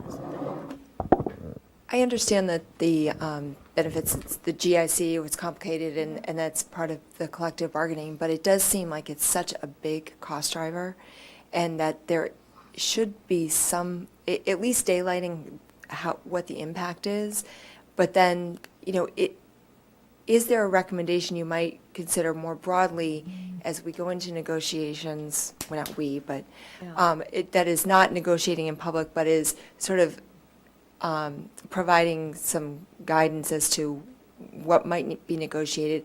I think the other question is, have you done any benchmarking, or are you thinking about, what is the split with others? Yeah, that's a subject to negotiation. The split is something that's negotiated.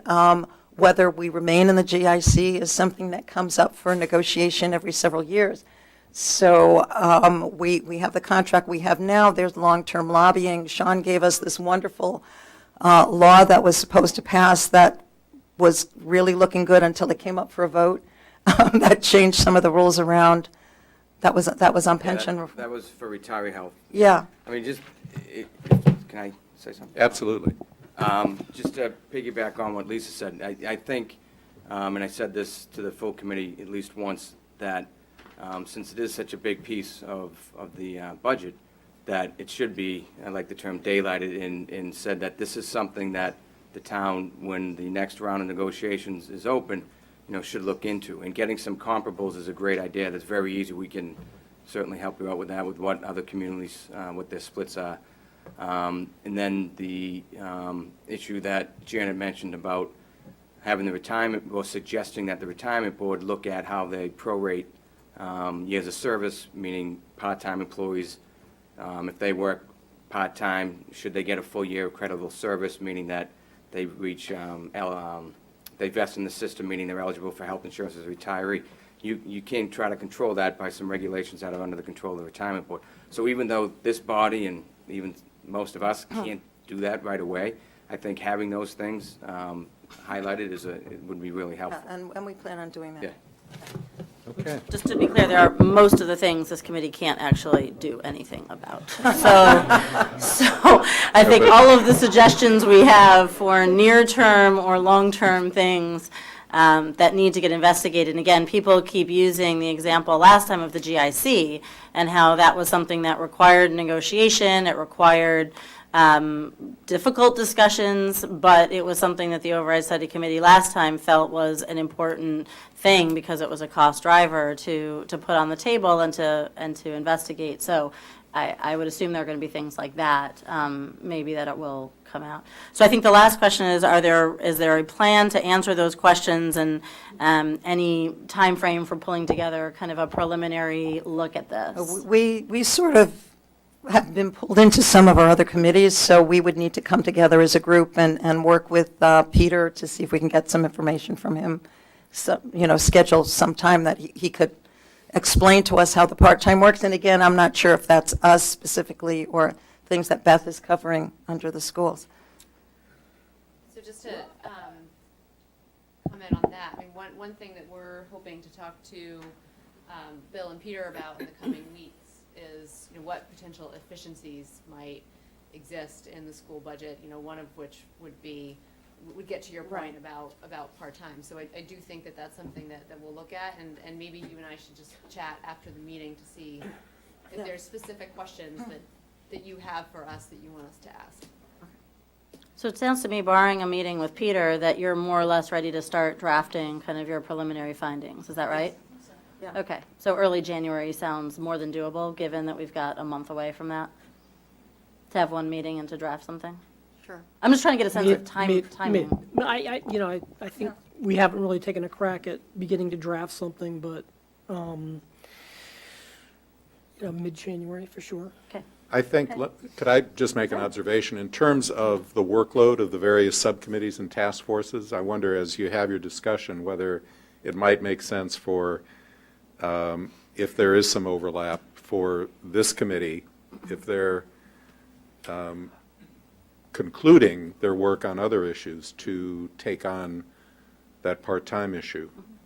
I think the thing is that I think it needs to be in the context, it sounds like it needs to be in the context of the broader discussions we have about the school budget. And so So I'm not sure I agree with that. Yeah, I mean, in fact, I would think that a recommendation regarding qualifications for, for vesting is sort of independent of the actual nature of a part-time employee. You're either going to move towards trying to get stretch out of vesting for part-timers or not. I don't think it really matters where in the town they are.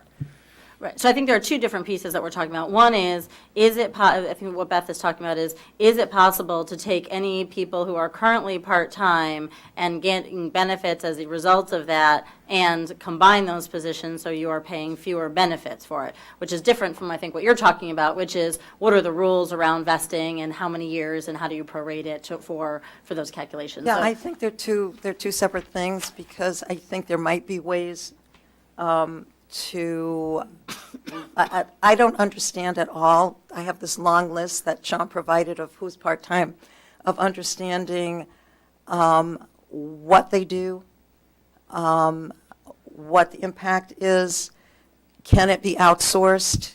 If it's dietary, can it be outsourced? And I just don't even understand what I'm talking about, so that's why I wanted more data. But not to say that we couldn't do it, but I hadn't thought that kind of a discussion was under pension and benefits. No, and I don't think it is either. But, I mean, what I heard here was a statement that, Beth, your task force would be taking this issue, and I don't think that that's the case I think here. we're talking about two different. Yeah, and so I think we've drawn the distinction Yeah. between the issues. Terrific. Yep, good. Good. Is that a segue? Revenues? No, sorry, do you want to do schools next? I don't, I was whatever. just thinking we had slides. I was Oh, just so excited okay. that Alberto clearly does not have enough to do if he's making slides for us. Alberto, revenues? With 2x2s, no less. God help us. Okay. It's over to you, Alberto. You guys had asked 5 questions about status report from what has our subcommittee defined as top priority questions. Well, we've defined some objectives that we want to focus on. Our top priority questions are definitely focused on identifying revenues as well as those assets that could be converted to revenue that would have the largest dollar impact to the FY15 budget and beyond. That is in line with our comparable towns, and that would be easily implementable. That would take into account the political dynamics, the requirements, the legislative requirements, etc. The graphic is just a draft graphic to show you how we're starting to think about these items. It's not necessarily locked and loaded, so please don't take this as the final say, but with 2x2, we want to definitely focus on all of the contributions to the budget, so everything positive. So that's why you see that we're all in the y-axis, if you will. And then we wanted to kind of scale everything relative to each other in terms of what's easily implementable and what's not. So it just gives us a tool, if you will, to prioritize our time, because there's only 3 of us in the revenue subcommittee. We can't do everything. Our committee has already had 5 meetings to date. Our next one will be tomorrow, if I recall correctly. We've already met with various members of the town staff to get a better understanding of our priorities. On the next slide, you will see types of topics that we've already discussed.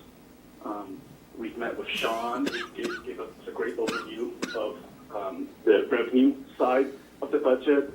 We've met with Gary and Kara to talk about property tax issues as well as economic development. We've learned about the pilot from Steve. We talked about cost recovery opportunities from Linda. We've also learned about the transportation-related revenue from parking meters to parking fines from Todd, as well as learned about some of the assets that currently exist in the Walnut Hill Cemetery as well as the Council on Aging.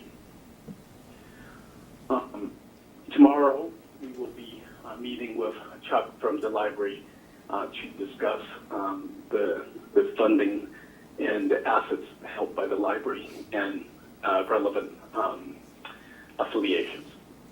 On the last slide, you had asked about key themes. Definitely, I think what we are identifying is not just areas of opportunities, but we are definitely identifying some hurdles to fully execute and fully implement. So we'll be detailing that with our analysis, and we definitely want to continue thinking outside the box ideas. We have some in mind, so we'll be enumerating and put more of an analysis with respect to this, to our ideas. In terms of questions that remain, we still need time. I think time is our biggest challenge, free time to do our work. We need time to review the data, process the knowledge acquired, and identify additional questions. And then with respect to synergies with other subcommittees, I'm very grateful to Cliff and his subcommittee for taking on the cost recovery issues with respect to the school side of things. And since I sit on the municipal subcommittee, I will be aware or in tune about opportunities for cost recovery from the municipal side of things. Kevin and Beth, do you guys have anything else to add? I think that was a great summary. Thank you, Alberta. Good. Can I just want to ask a question. I think I know the answer, but so I had asked the Revenue Committee about things like full-day kindergarten, whether or not they were exploring that, and obviously suggesting that we were doing that, and if they weren't, then we certainly could. But this presentation begs the question about other school-related revenue opportunities, even if they're modest, things that were in the original list of questions, charging for athletics, anything with a lunch program, school within a school, anything. I don't know if there are opportunities or not, but to the extent that the Revenue Committee isn't doing anything at all on the school side, I do know that as it relates to what we've been looking at, we've only been looking at things related to the controllable populations, if you will.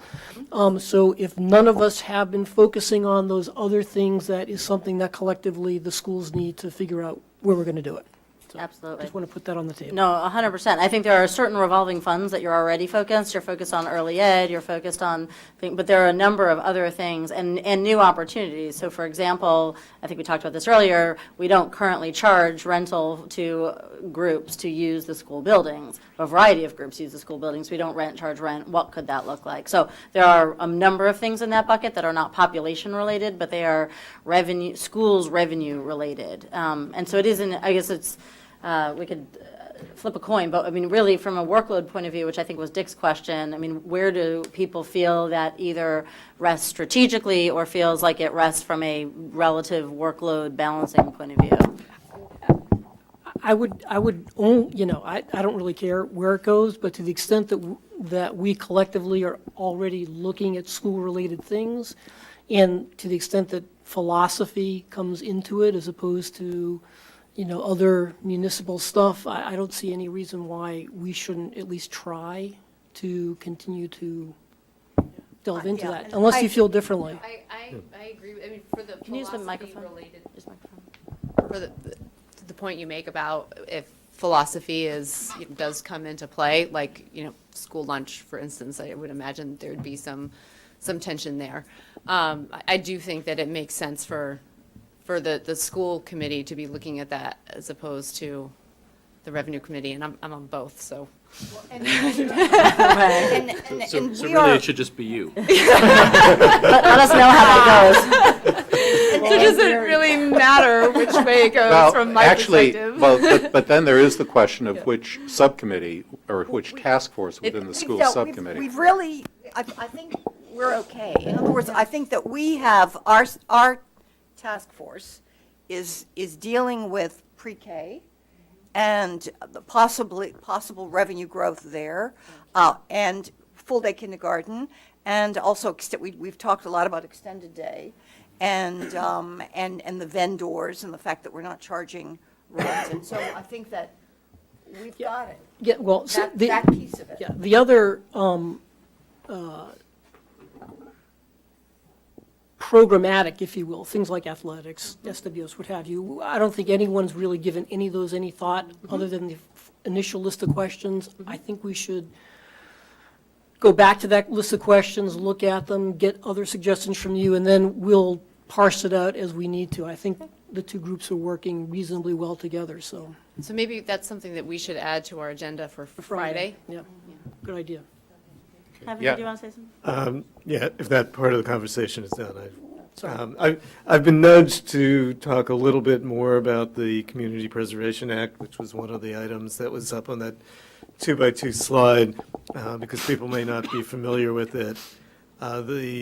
We've been looking at that. We're nowhere near being in a position to make any kind of recommendation. The Community Preservation Act is legislation that can be adopted, can be put on the ballot by town meeting and adopted by the voters. It is a 1% to 3% surcharge on the property tax with some slight complications I won't go into. The advantage of the CPA is that it comes with a state subsidy. Last year it was 50%, but 25% is probably a more reasonable ongoing guess, or at least a relatively conservative guess. And so we are looking into, we do not have an answer to the question yet, to what extent are we paying for things already in the budget that could be paid for out of the Community Preservation Act, and therefore with a 25% subsidy, thereby freeing up the funds that are currently in the budget for other uses. I'm happy to talk more about the CPA, but, not unless there's interest. Okay. What? Capital. No, well, it can't be used for maintenance, right? So, yeah, I think Sergio is right in saying, for most practical purposes, it would substitute for parts of the capital budget. It has to be used for acquisition and preservation of historical resources, affordable housing. That's the one area where it's not completely capital, and open space, including recreation. It's not for programs, and it doesn't cover maintenance. But there are a fair number of things in the budget that are covered, but we're not sure how large. Yeah. As far as, are you looking also at capital sources of revenue, or is it only on the operating side? If by that you mean, are we looking at the golf course? No.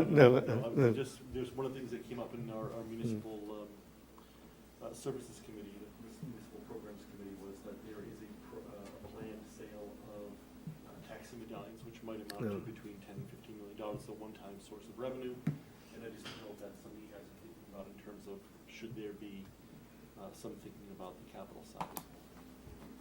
We have not, correct me if I'm wrong, Beth or Alberto, I mean, we're aware of the taxi medallions, but that's kind of that's done. I mean, not literally, but the plan's been made. So we haven't been looking at that. And I don't remember us coming up with anything comparable to that we could sell. Or, clearly there are things we could sell, but we probably don't want to. Are there any other questions for people on the on the revenue committee?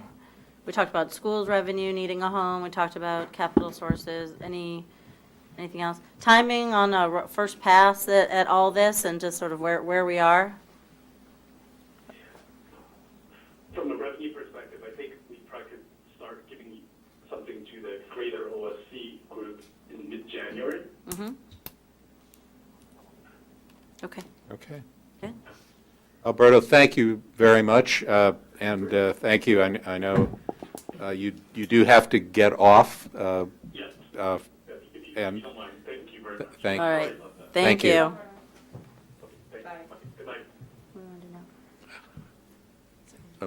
volunteer? I'm happy to go next.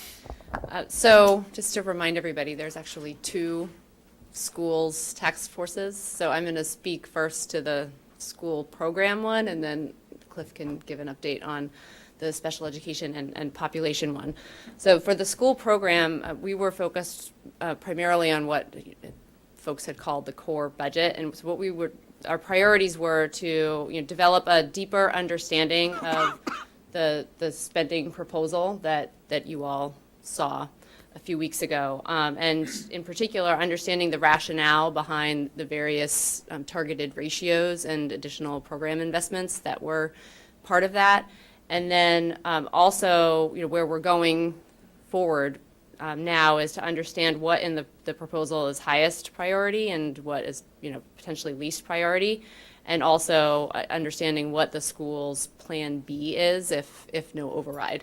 And that is those are issues that Bill and Peter needed to review with the school committee, so we have not been able to have those discussions yet. We've also sought to understand the terms of the collective bargaining agreement and where there may be flexibility to control related costs there going forward. I think that we're experiencing similar tensions as you described, Janet, on that. And then finally, to identify potential efficiencies or investments that could be made that would result in net savings. So what information have we gathered so far? We've primarily focused on the collective bargaining agreement and the spending proposal thus far. We've met with Bill and Peter and several members of the school committee on both of those questions. We've also seen further detail from Peter on each of the proposed ratios and the research supporting that, or the the benchmarks that they're using to support that. And we've also seen more detailed research from Rebecca Stone on the class size recommendations. And then we've also reviewed the Unit A collective bargaining contract. As far as key themes, one thing that we've been wrestling with in our group is that we're walking in a gray area where we're responsible for doing some financial due diligence and not wanting to get too far into becoming educational experts, if you will, but you at the same time need to understand that to make recommendations on the financial piece. So I don't know that we've figured out exactly what the right balance is there, but there's certainly a gray area that we feel like we're muddling through, if you will. Another important theme is that one of the biggest and most important areas of priority for the schools has been this focus on the classroom and having small class size and appropriate student-to-teacher ratios. That is also one of the biggest cost drivers for both this committee and also the capital committee, so sort of acknowledging that there's a tension there. There's also, one thing that we've noted is that there's an extremely strong connection between the general education approach and the special education strategy. So I think that that's one area where I'd flag that our two committees are going to have to come back together on going forward. And then finally, the spending proposal has costs that are, I would say, in three different categories. One is catch-up, where we're already behind. Another is new growth related. And then finally, there's sort of new program investments, and we've been working to try and unpack that so we're clear on which is which. As far as the questions that remain, as I said, we're going forward. We're going to be meeting with Bill and Peter to understand what are the highest priorities and what are the least priorities, and also what's the plan B if no override is passed. We also, among our committee, need to spend some time doing a deeper review on, the proposed ratios and if we believe they're appropriate and are there other benchmarks that we should be looking at. We'll, per tonight, to be doing a deeper evaluation of the technology budget. And then finally, I think that we want to, going forward, start to figure out what scenarios we want to be looking at in terms of, both costs and also understanding the the implications, for financial modeling of, costs that could be delayed, potential efficiencies, changes to the collective bargaining agreement, service cuts, or, additional program enhancements like technology. So it's trying to unpack what scenarios we want to be actually modeling out. Good. Any questions for that subcommittee? I- Go on. No, go ahead. No, go on. Now, this obviously is enormous agenda, a menu, and I guess the other committees have said, well, we'll be ready to start writing by January 15th. What is your thinking about timing? So I think that as far as our synopsis of what the school says are its priorities, our point of view on class size, so pieces of it, I think we could start to report out on January 15th. I think pulling it all together into one full picture and what is the cost implication of that full picture, I think will take longer. Mhm.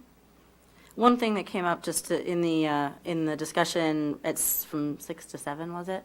Was the idea that there might be more questions yet that are even on the table here. And so I think one thing that I took away from that was just to reinforce the idea that if people have questions, we're in the beginning of December now, so now's your chance.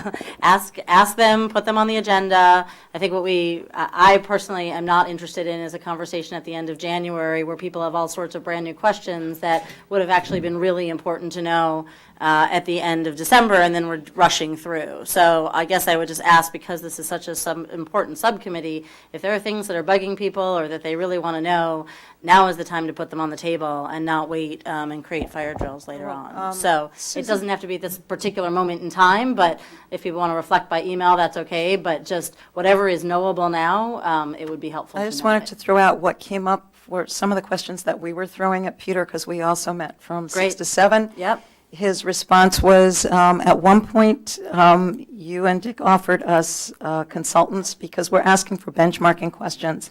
And he says he does not have the staff to do that, which I just wanted to bring that back to the table before I forgot, because maybe that's something we should be looking at. So I think that's a great point, which is that if there are committees that feel like they need benchmarking information or external supports that either the schools or the town or anyone isn't able to, or the committees themselves aren't able to execute on their own, like, that's important to surface now, I would say. We actually had the discussion about consultants at an earlier meeting, and I recall a discussion that said, let's see where we go, and I think what you're saying is now we're starting to define Yeah, those I just issues. want to build on that, because I know that a couple of things that we have talked about in our task force, benchmarking, and I think that Peter has been very responsive, but I think it would be helpful for us to know that would be difficult for us to do. And if it is difficult, then perhaps we can talk about it. Great, so what is the best way for people to, I mean, I don't know if it's just a couple instances, or if there are more, but I think that's very important to surface, at the very least, to your subcommittee chairs and to Dick and I, so we can start to aggregate that. I think that this also might be a good topic for discussion for Friday. Yeah, exactly. That we need to Friday? Okay. combine our lists. Right. Okay. Yep. But there might be other committees that might want some benchmarks. I know, go ahead. It's come up in municipal that we'd like them, but we haven't been far enough along to know what it is that we want, and that's what we said at the beginning, and that's, I think maybe we'll get some clarity on that next week, hopefully.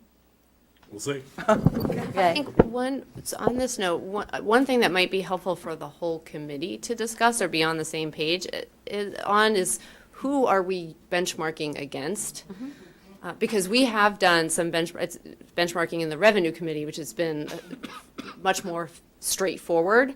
But we obviously want to be in line with what other people are doing. So I don't know if that might be I mean, my quick thought is you benchmark against whoever's relevant for that set of questions. If we feel like there's a piece of work that has to get done, meaning a brand-new set of phone calls that has to be made to towns or districts across the Commonwealth, that's something where we need to make sure we're aggregating so we don't call the same office 7 times. But I guess the first question would be from you all, as you think about the particular issues you're facing, I would just ask you all who you think the relevant comparables are. And that might be different for different subcommittees, or different pieces of it.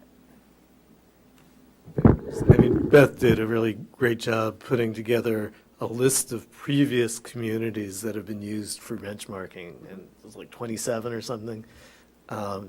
You might share that with everybody, because I thought that was really helpful. That'd be great to see. That would be great. And I would add, there's been some reference earlier to work that was done in Newton, and they benchmarked against, I don't know, 8 or 9 communities, some, a number, most in Massachusetts, most in this area on the school side, some in Connecticut, as I recall. So there has been some work done in this area already. And Dick and I met with the head of the volunteer head of that effort in Newton. So it's a 500-page report. It's on their website. It's very detailed, and we're happy to access any background information. But there's a lot there's a lot on the website already. Were we one of their comparison communities? Yes. We were. We were. Good. So any other questions? Route them to Beth, or do you want to do? Susan, can I just ask you a question? Oh, yeah. Just off of what I just heard, did you just say that some of the subcommittees here will be calling towns and No. school? Okay. Because if they're going to be, No subcommittees we'd will want be to know calling that towns or because they'll schools. call us. No. Okay. No. It was a question to aggregate the questions. Great, thank you. Okay. Because we don't want to do that. Okay. The Special Education and Population Task Force began by taking an approach of trying to understand the mandated programs as well as the various selective programs that the town either participates in or offers. So it's METCO, materials fee, full-day kindergarten, early education, adult education, anything that is other than, Extended day. Yeah, extended day, other than the regular school population. We've interviewed, I guess we've had 3 or 4 meetings, 4 or 5 meetings. We've interviewed senior school staff, the superintendent, Peter Rowe, several times, Karen Schmuckler from head of special education. We have not interviewed yet the early education staff. We may at some point ask to talk to them primarily about costs or fees as opposed to programmatic ideas. We've been gathering a fair amount of financial data from the town as well as data from the state website. We'll probably be looking for some additional metric data from the town. We talked a little bit about that with Peter this evening. Each one of these areas has its own themes and issues. I think that broadly speaking, the school system has a philosophy with respect to everything, each one of these areas, and we're probing and pushing and trying to understand about those philosophies, trying to make sure that we have a good sense as to the outcomes and making sure the outcomes meet the objectives. I think that's probably an area that's still a little fuzzy for us, maybe more than a little in some areas as opposed to others. We hope to do a fair amount of financial modeling, particularly around those areas that we could consider to be business opportunities.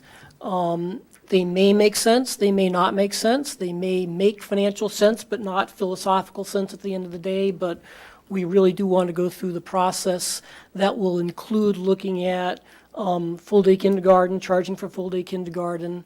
It will include looking at increasing the fees for early education to the extent that what we charge is substantially less than what parents seem to be willing to pay at other programs in the immediate area. It will be obviously looking at charging for the utilization of our space, something we don't do right now. Just looking to try to squeeze out dollars if at all possible. Broadly speaking, the whole issue of cost benefits of certain programs are something that, and measuring outcomes is something that we want to try to get our heads more fully around. I don't know that we have them fully in our own minds. There are some, questions that, or I think views that we have about potentially eliminating certain programs and how that might impact demand for space, and whether or not that makes economic sense versus, again, philosophical objectives. Those are all, I think, issues that at the end of the day we want to be able to put on the table, and for everyone's information, discussion, input, and ultimately, potential resolution. So that's where we are. In terms, I think, February 27th or 28th, we'll probably be ready to get you some. By which you meant January 14th, I think. We're going for leap year. I was going to ask, is 2014 a leap year? Anything else anybody wants to put on Cliff's plate? Again, information questions now rather than showing up at the end of January would be great. Quick question, I remember in the conversations last year about charging for full-day kindergarten, there was a concern that it was a little bit of a bait and switch to the incoming kindergartners. So I just want to make sure that if you're really considering that it works with the timing that you have to talk. So I think that to the extent that there's an economic rationale for doing it, the economic rationale get presented, and then, questions can be raised about if you decide to do it, what would be the timing of doing it and all that type of stuff. That's a nuance that, for example, I don't think we've talked about, but I don't think that that's really something that, I think that's an independent consideration to the actual charging. I agree, I just don't want to preclude the option for next year because of what you need to. And mostly let people know about. at this point, we've been trying to establish firmly what the costs of these programs are.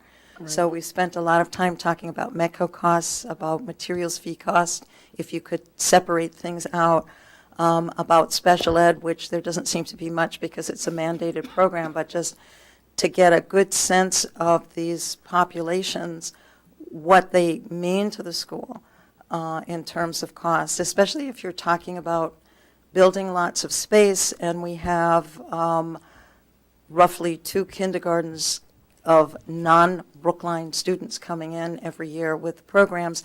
We feel we need to look at it. Whether it means that anything will change, we don't know. Good, possible overlap? Oh, sorry, Lee, I was going to say overlap. Yeah, Lee, go thank ahead. you. Let me just finish that, and then we can, well, obviously, we've talked about the Revenue Committee. I think the Capital Subcommittee is a committee that we need to be coordinating better with. The Population Committee is also a possibility, just to the extent that, if you went to a model, for example, that, had you paying for kindergarten, it might affect demand for people deciding to come here versus going somewhere else. I mean, I don't know, it's a possibility. But certainly, Revenue and Capital are groups that we should be coordinating with. Kevin? I don't want to get caught up on rhetoric, but I got a little concerned about the use of the word philosophy. I mean, I think we're talking about what is it that the citizens of the town want and are willing to pay for, right? I was using that in the context of of the school department has presented us a plan, and in that plan, it has a philosophy. Okay. So, and the choices it makes are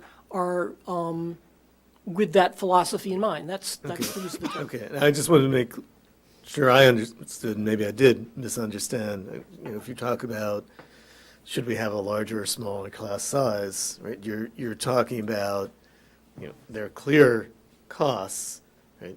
There's also a willingness of the community or people who want to buy homes in Brookline to pay for that, right? And I think that's the same issue, whether we're talking about the schools or we're talking about on the town side, right? How fast do we want the police to come? How fast do we want the fire to come? Right? That's the same issue as class size, and the word philosophy Okay. made me worried about that. That's all. Okay. Fair. Lee? Just a couple of additional things. We identified what I think is an asymmetry in the funding of special access. The mandate requires that we pay for the cost of special access for any Brookline kid, whether or not they're in the public schools. Special education. I'm sorry, what did I say, special access, special education. Apparently, we also pay for special ed for non-Brookline kids that are in the Brookline schools, rather than having their home municipality pay that cost, which they would be mandated to do. So in effect, we pay for ours and we pay for theirs. And the mandated program is we pay for ours. The non-mandated component is we seem to be paying for others. So we're trying to identify what that represents in terms of cost and what opportunities there might be to shift those costs back to the student's home municipality. I also presented last week sort of a first cut at an analytical model that would let us examine potentially the impact on space requirements over the next 5 years of various alternatives that might affect space requirements, such as increasing class size or suspending participation in METCO and or materials fee. So this was a sort of a very crude first step. It built on some work that Dick had done a few months ago, and it needs to be refined, but at least I wanted to sort of get a conceptual framework out there for us to work with. I'm not sure, what is the next step on that? Well, It needs more discussion. That's okay. It does. I think as a subcommittee, one of the things that we have not done, and we didn't really have the chance to do it this evening, is to give ourselves deadlines and begin to coalesce around action items to get to a particular point by February 27th. By which you mean January 14th. He gave you another day. He's the 26th. Okay. So who's left? We can spin the wheel. Municipal, capital, demographics, or fiscal policies? Municipal. Yeah, sure. We've met, I'll start a little out of order on the questions. We've met about 5 times, I think, or possibly 6, but 5 times at least. At this point, we've met with the police chief, the fire chief, the heads of the DPW and the various sub-departments of the DPW, and the library. We have meetings set up with the heads of Health and Human Services and the building department next week, next Thursday. And the goal of these preliminary meetings, as I've mentioned before, is just to sort of get an understanding of what the operations of these various departments look like. And the goal of all of this is to sort of get to our top priority issues, which probably the principal one is to identify any potential efficiencies within their operations.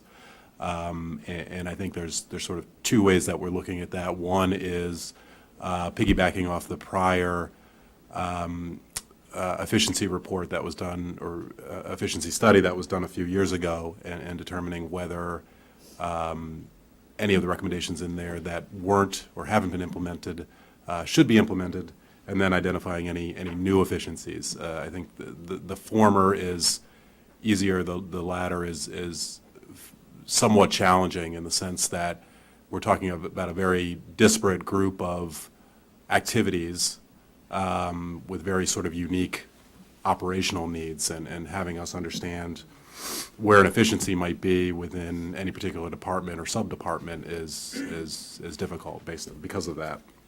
But we're doing the best we can.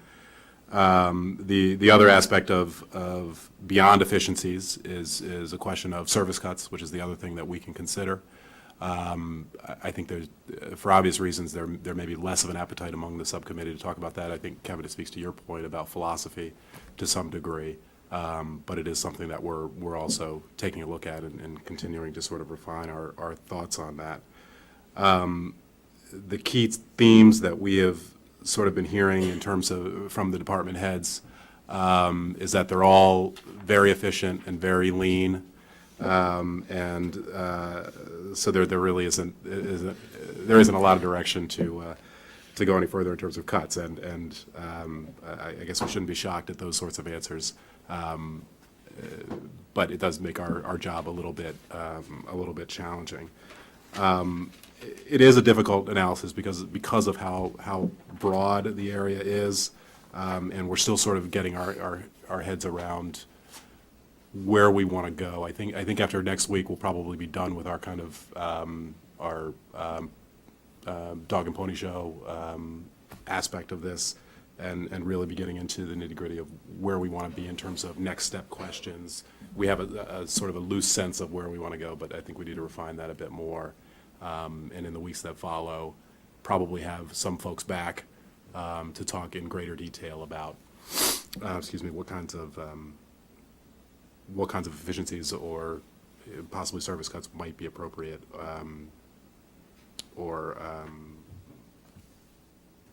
appropriate. In terms of a timeline, I mean, I think January 15th is probably not realistic for us. Maybe further out in January is probably a little bit more efficient. Certainly, we can probably start to begin reporting back on January 15th, but in terms of having a written product ready for submission, I'm not sure we're going to be there. Yeah, and just to be clear, I think it was more, just to be clear, it wasn't a final product. It was just at least a first pass through wherever you were. I guess I'm a little bit, maybe I just don't have a strong sense. So phase one was doing interviews. I think you called it a dog and pony show. Hopefully it was more substantive than that. But as you think about what the next round will be, is it asking the same people the same questions, or is there something else you're hoping? I guess what does that look like in your mind? In the hour that we have, or 2 hours that we have to talk to any particular department head, the vast majority of that is taken up with just understanding what they do. I don't think any of us really had any idea of what the full scope of what the DPW does, what the full scope of the fire department does, what the full scope of the library department entails. On top of that, we have, detailed budgets from all of these departments, and sort of looking at those side by side based on the information that we've heard, and really sort of digging a little bit deeper. I think it just takes time. Yeah. And we haven't been able to get there, and we hope to get No, for sure. I guess I'm trying to calibrate it, because I feel like municipals and schools are a little bit, it's the same sort of thing. They're deep, complicated budget. There's lots of pedagogical theory. There's fire safety theory behind it. And I think I'm hearing questions from both committees about, okay, we think we did the first pass, what's next? And so I think that it's just a calibration question to try to sort out. And some of you might have thoughts on how to do that so that we don't end up in a mismatched situation. Well, some committees may need to have more depth than others. I mean, it's like the Pension and Benefits Committee, there's not a lot of depth there that we can't get into investment philosophy of the assets, as an example. There's a limit as to what you can delve into, so it's just different. Mm-hmm. I would also say within each committee, I mean, to your point, not everything is equally worth diving into. So one thing we talked about tonight in the schools program committee was that we were going to use the plan B that Bill gives to us as our starting point for where to potentially dig deeper on figuring out what what programs we need to look further into. And so not necessarily looking at everything that the school does, but figuring out, sort of what should be the priorities. I think on the municipal side, it's also somewhat difficult because they've been through one round of efficiencies already. And I think that's part of why we hear so much of, we already gave, go talk to somebody else. Right. But it's also very hard. I mean, if you're, we don't have the expertise to challenge some of the statements that they make, and I think that's what we're grappling with right now. No, it's a great point, because I think we've already been through a round of efficiencies is something that we hear from the school side also, and there are pretty detailed, quantified thousands of dollars that get presented to us, and I think we hear the same thing on the school side about we really don't have the expertise to challenge the assumptions about how education is done. So again, what I'm trying to do is, I'm not advocating, I just want to calibrate and make sure that if we as a committee are satisfied with a particular level of answer, then that's great, and we should go with that and write our report. If we're not satisfied with that, we need to investigate it. I just don't want to end up 6 weeks from now in a really mismatched situation when in fact that's something that we should be putting on the table now. Anne? Oh, sorry. No, You no, had I was just going to say that I do think that this takes us back to the comment about let's identify what issues are out there. For example, where is benchmarking necessary? Where might a consultant be necessary? Are there particular questions that have surfaced to this point that on either the municipal side or the school side, you feel you need to delve into more deeply? And as I understand it, you're doing that. You're trying to answer those questions. We are, and I mean, we're given the time that we have, I think we're largely thinking that we're taking that upon ourselves to do whatever benchmarking we can and is realistic within the time frame that we have. And further on that, March 1st is not the end of your mission here, Right. for better or worse. Yeah, we're here all week. Does somebody over here want to say? Anne? I appreciate your pointing out the necessity to calibrate here. What many of us feel, bless you, darling. What many of us feel is that while we are, at least on the municipal committee, I think I'll just speak for myself, that while we are interviewing people, talking to people, looking at the budget, it's also being done by the advisory committee, by the selectmen. There are negotiating teams. There's another parallel universe happening. And I'll give you an example. When we interviewed the fire commissioner, one of the issues that came up was the four-man policy. And for those who don't know, an engine, a ladder leaves with 4 men out of the department and out of the firehouse. And frequently, I don't know where they're going, but it is a safety issue, and it's sort of a gold standard. And like class size or something else that can be policy, I believe it's contractual in Brookline. It is. So, we do have one of the fastest response times in the state, and that's reflected in your homeowner's insurance, et cetera, et cetera. We're sitting there talking about that as if it's on the table, and yet in no real sense is it on our table unless we simply daylight it. And it's not an accident that the head of the firefighters union is sitting in the back of the meeting. So while we're having the discussion, for these men and women, it's their job, it's their livelihood, it's their career. So we don't have an opportunity to have these discussions except in public because of the open meeting law. But to the co-chairs, I assure you, we feel it. And we feel it when we're talking to people. They're looking at us and they're thinking, what power is here? What's the policy here? What's happening here?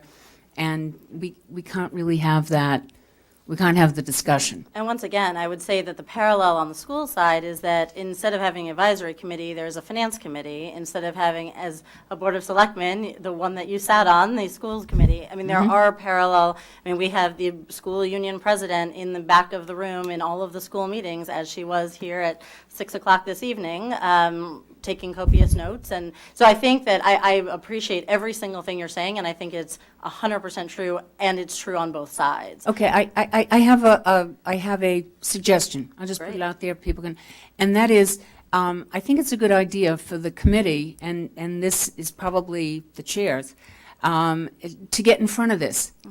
And maybe that's in the tab, maybe that's in, it's something out there, a little more information that can be digested easily, a little more information about what the job of this committee is. And the term of a citizen's eye examination of it, all of us are smarter than any one of us, we're taking a look at this again. I don't know, but some language that doesn't put the fear of God into people, and that doesn't set us up. Some very intelligent people in the Driscoll community think we're making this decision about the Driscoll renovation in a couple of months.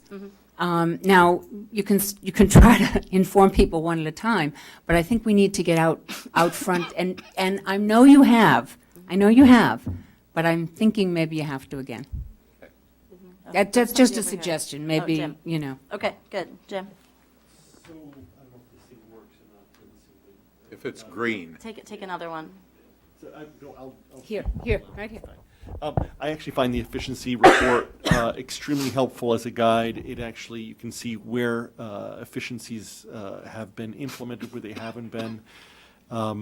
And there's already been some benchmarking done there. So it's a nice blueprint where those actions haven't been taken. It gives us an opportunity to take a look at that, and where there weren't really many recommendations, we can actually focus on that. On the school side, what I was going to ask is this, and it may be because I may have missed this during a meeting, but is there a list of the efficiencies that the school, the Brookline Public Schools have taken? That's something somewhat akin. Good thing that Bill's coming back in. And the reason is that would be really helpful to take a look at where they've looked for efficiencies before. And if there's like the efficiency report is 40 pages, happy to delve into something of that length or something like that. Yes. It's very helpful. So the answer is yes. It's updated yearly as part of the superintendent's budget message, and it was in the first presentation that we did. And we're happy to, it's essentially a list, Jim, but we're certainly happy to expand upon it.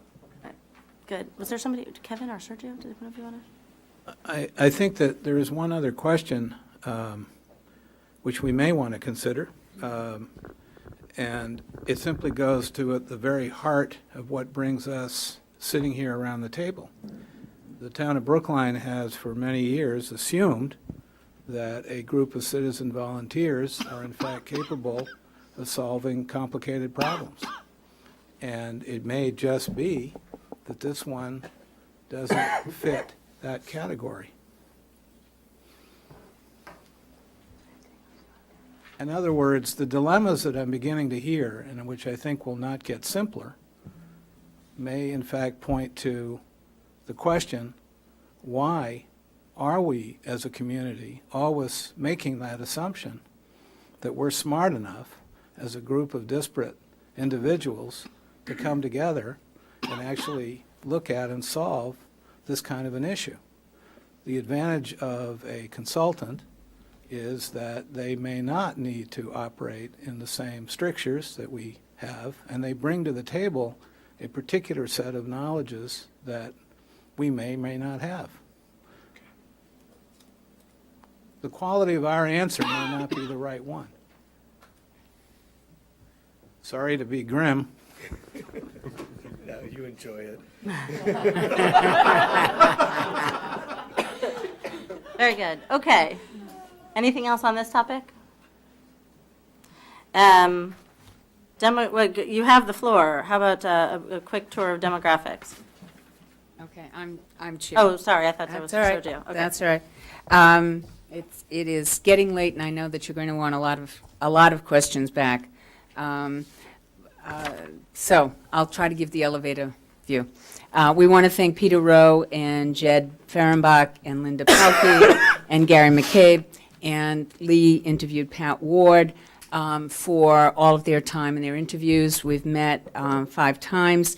I believe the overlap areas from what I've heard tonight are issues of the materials fee students, MEDCO students, special needs students, because those are numbers issues. And they're more or less constants, and they don't fit into some of the more complicated interpretation of data, but they have come under our consideration. Let me see. Our major questions. We want to address the school population growth. Is the current demographic trend sustainable? Is it the new normal? What about the pre-K population growth? Is school population growth limited to certain school districts or sections of Brookline? What's the trend of the non-white population? This has led us to questions about housing stock. What are the changes and trends in the housing stock? We've spent a lot of time trying to figure out if the changes in the housing stock are a cause and effect issue, and if they can be in any way predictive of trends. What are the number of units added, new construction, conversions, single-family homes converted into multiple units? What is the trend on conversions? What are the remaining impacts since the end of rent control? How much of remaining housing stock is eligible for conversion? Can we start to predict a stability or further increase? How is it correlated to zoning districts? Are families staying in 2-bedroom condos, moving into single families? Do families seek single-family homes elsewhere as their kids get older? How do we determine the number? We spent a lot of time on bedrooms, not in bedrooms, on bedrooms. Thank you for clarifying.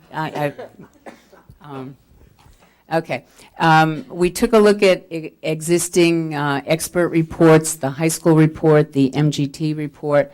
We're looking at the school database, town census, U.S. Census, and assessors data.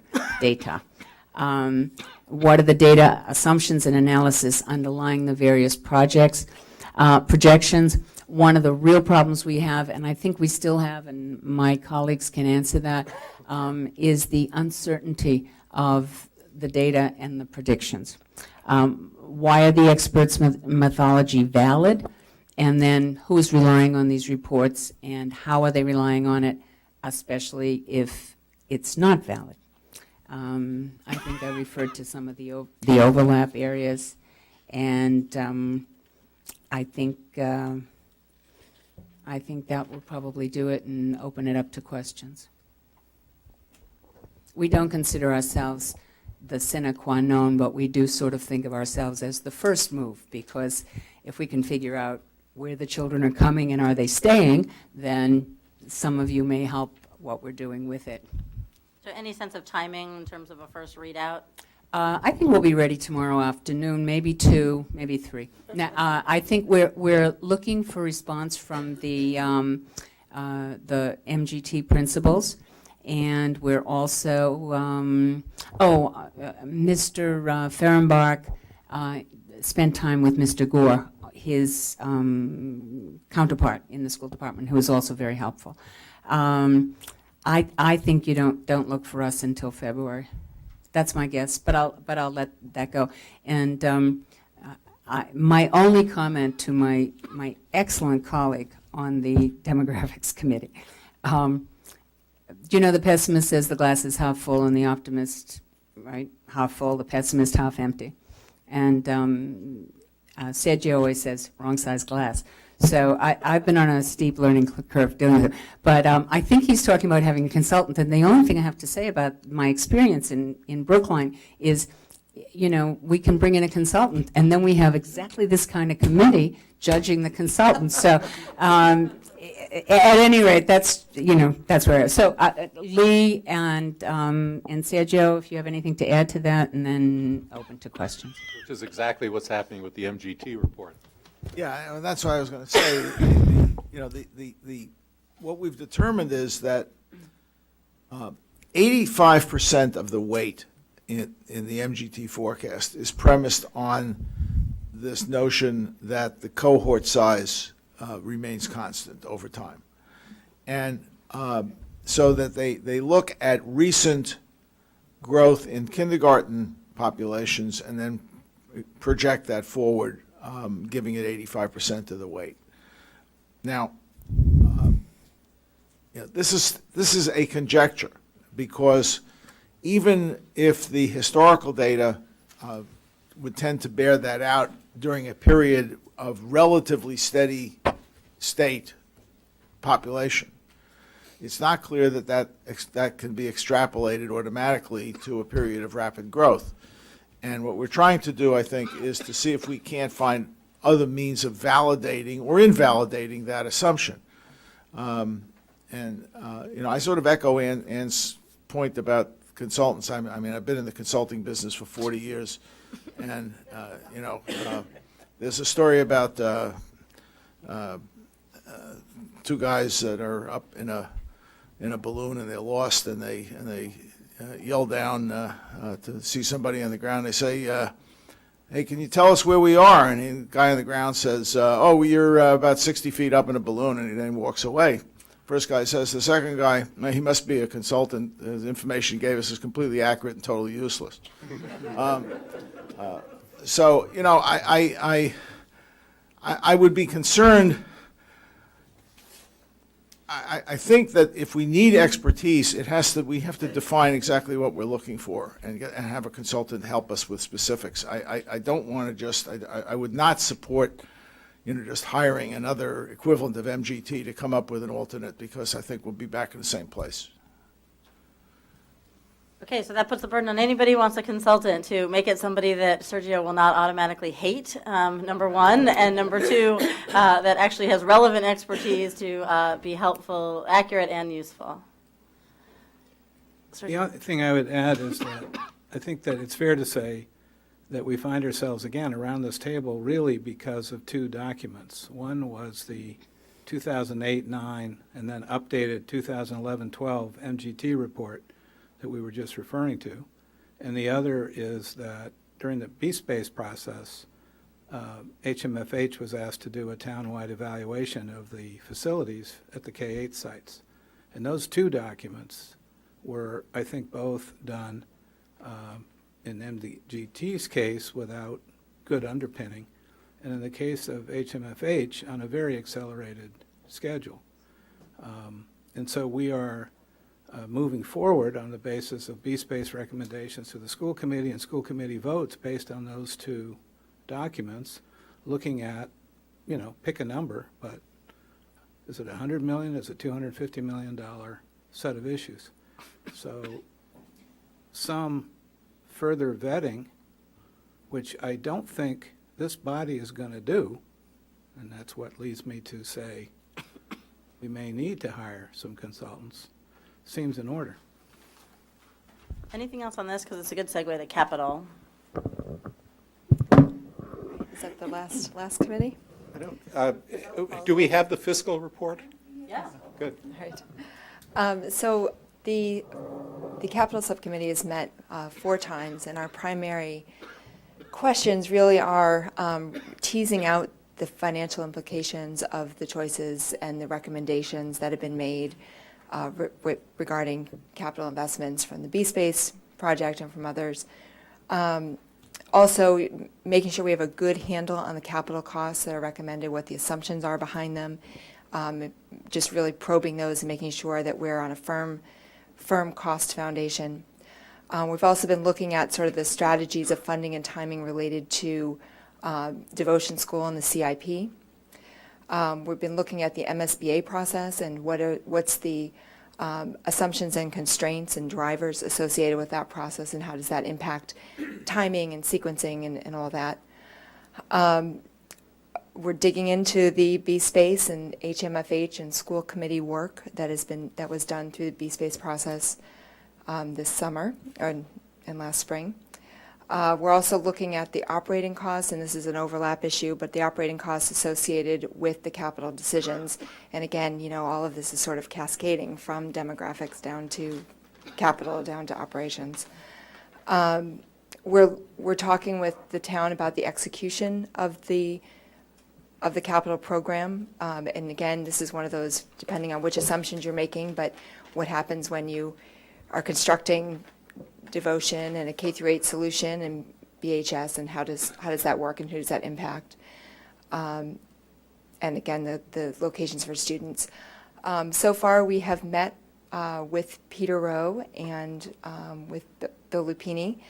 We've heard from some B-Space members as well as some school committee members. And we've also provided questions to HMFH, and we will meet with them tomorrow morning, as you are all aware, back here in about 9 hours.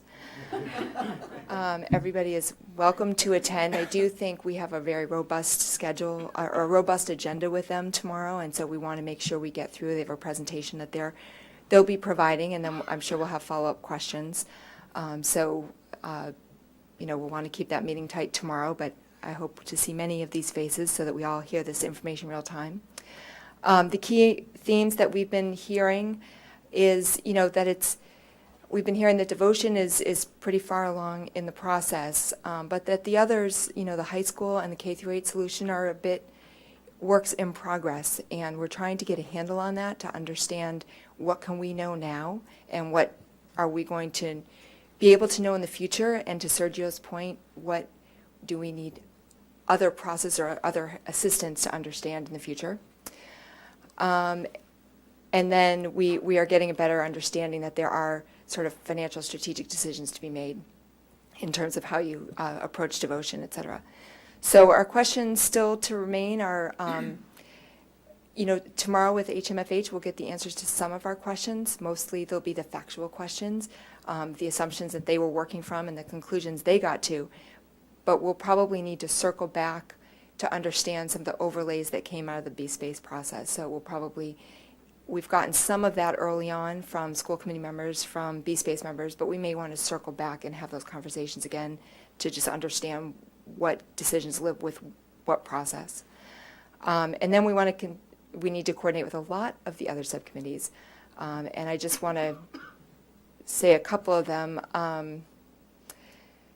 Let's see, the schools committee, obviously assumptions about class size and utilization, met codes and materials fees, so those are both the task forces with the school committee. Again, coordinating on the impact of capital decisions on operating costs, the finance committee about the strategies for funding and how you roll that out, and then obviously the demographics committee, because obviously if there's an ongoing process, understanding what the assumptions should be about demographics or reconfirming what they've been will be an important piece of that. So our timing is, I think we're starting to be able to put a pin in the stuff we are able to understand at this point. I think we have a meeting tomorrow, the one with HMFH, and then we have a meeting on Monday. And I think after Monday, we'll have a good idea of where we're heading. But certainly, we're looking at mid to end of January before we're able to put stuff down. And my colleagues on the committee, if there's anything else to add, Carol and Tim and Sergio. You shouldn't add anything else, Sergio. We're getting back here too soon. I can't do it. All right. All right, moving out by 10. So the fiscal committee, thank you. We've met 3 times, and thank you, Peter and Sean, and thank you, Peter and Sean. And next week, I think we're meeting with Sean and Peter just to mix things up a little bit. But we are looking at all of the town's fiscal policies to understand where we could potentially do things better and save the town money or make the town money. So we've spent a session just delving into the town-school partnership agreement, understanding how that works, and where there are exceptions to the rules. And I think the conclusion is that it's working very well.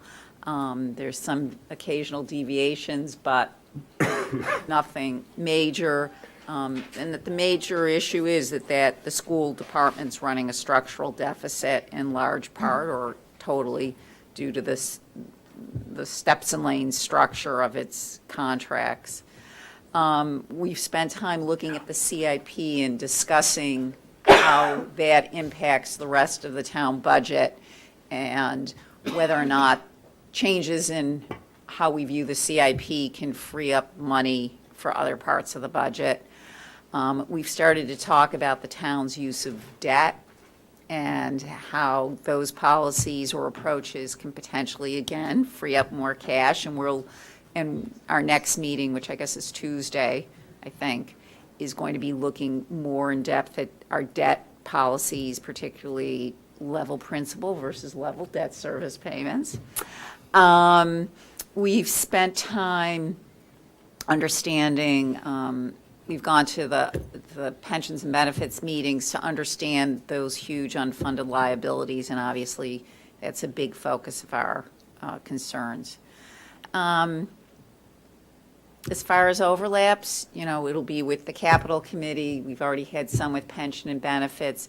Certainly, any new revenues or cost savings will inform things that we say or may impact any numbers that we generate, at least on the margin, and maybe more than that. So we'll be looking forward to hearing what revenues and the people looking at budgets more closely will generate. And I think the middle of January, is a reasonable time for us to have a good draft done, because Kevin's already done a lot of work on it. Good. Any other questions or thoughts? We have just asked each other whether, given this and the depth of this discussion, it makes sense to meet next week, or are we, as a full committee, or are we going to be sitting here staring at each other trying to figure out what to add to this, and would that time be better used as a block for subcommittees to meet, or since that time is reserved? I think so. Anybody want to meet as a full group? Speak now or forever?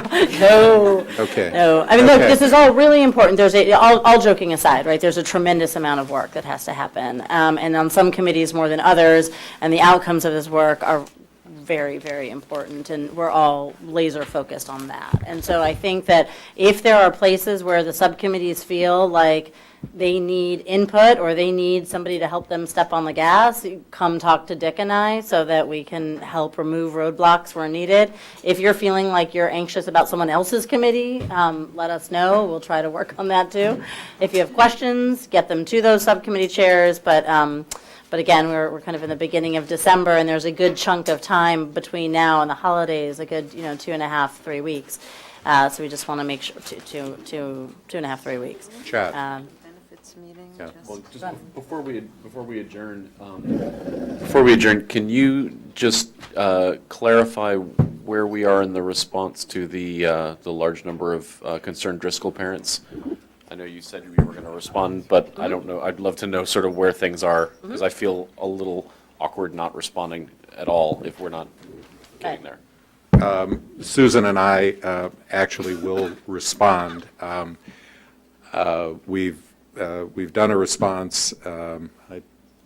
Which looks good. I think, okay. I think it is ready to go. I confess that I initially took on the responsibility of sending that out, and I thought I would send it out to everybody who sent an email, and then when the number passed 70 or 80 or whatever, I think the response may just go to the Driscoll PTO presidents and individuals who have been identified as Maybe the action committee. the action committee heads, and then let them. Yeah, this doesn't have anything to do with PTO. This And is then, a let separate them, group. let them disseminate through their channels.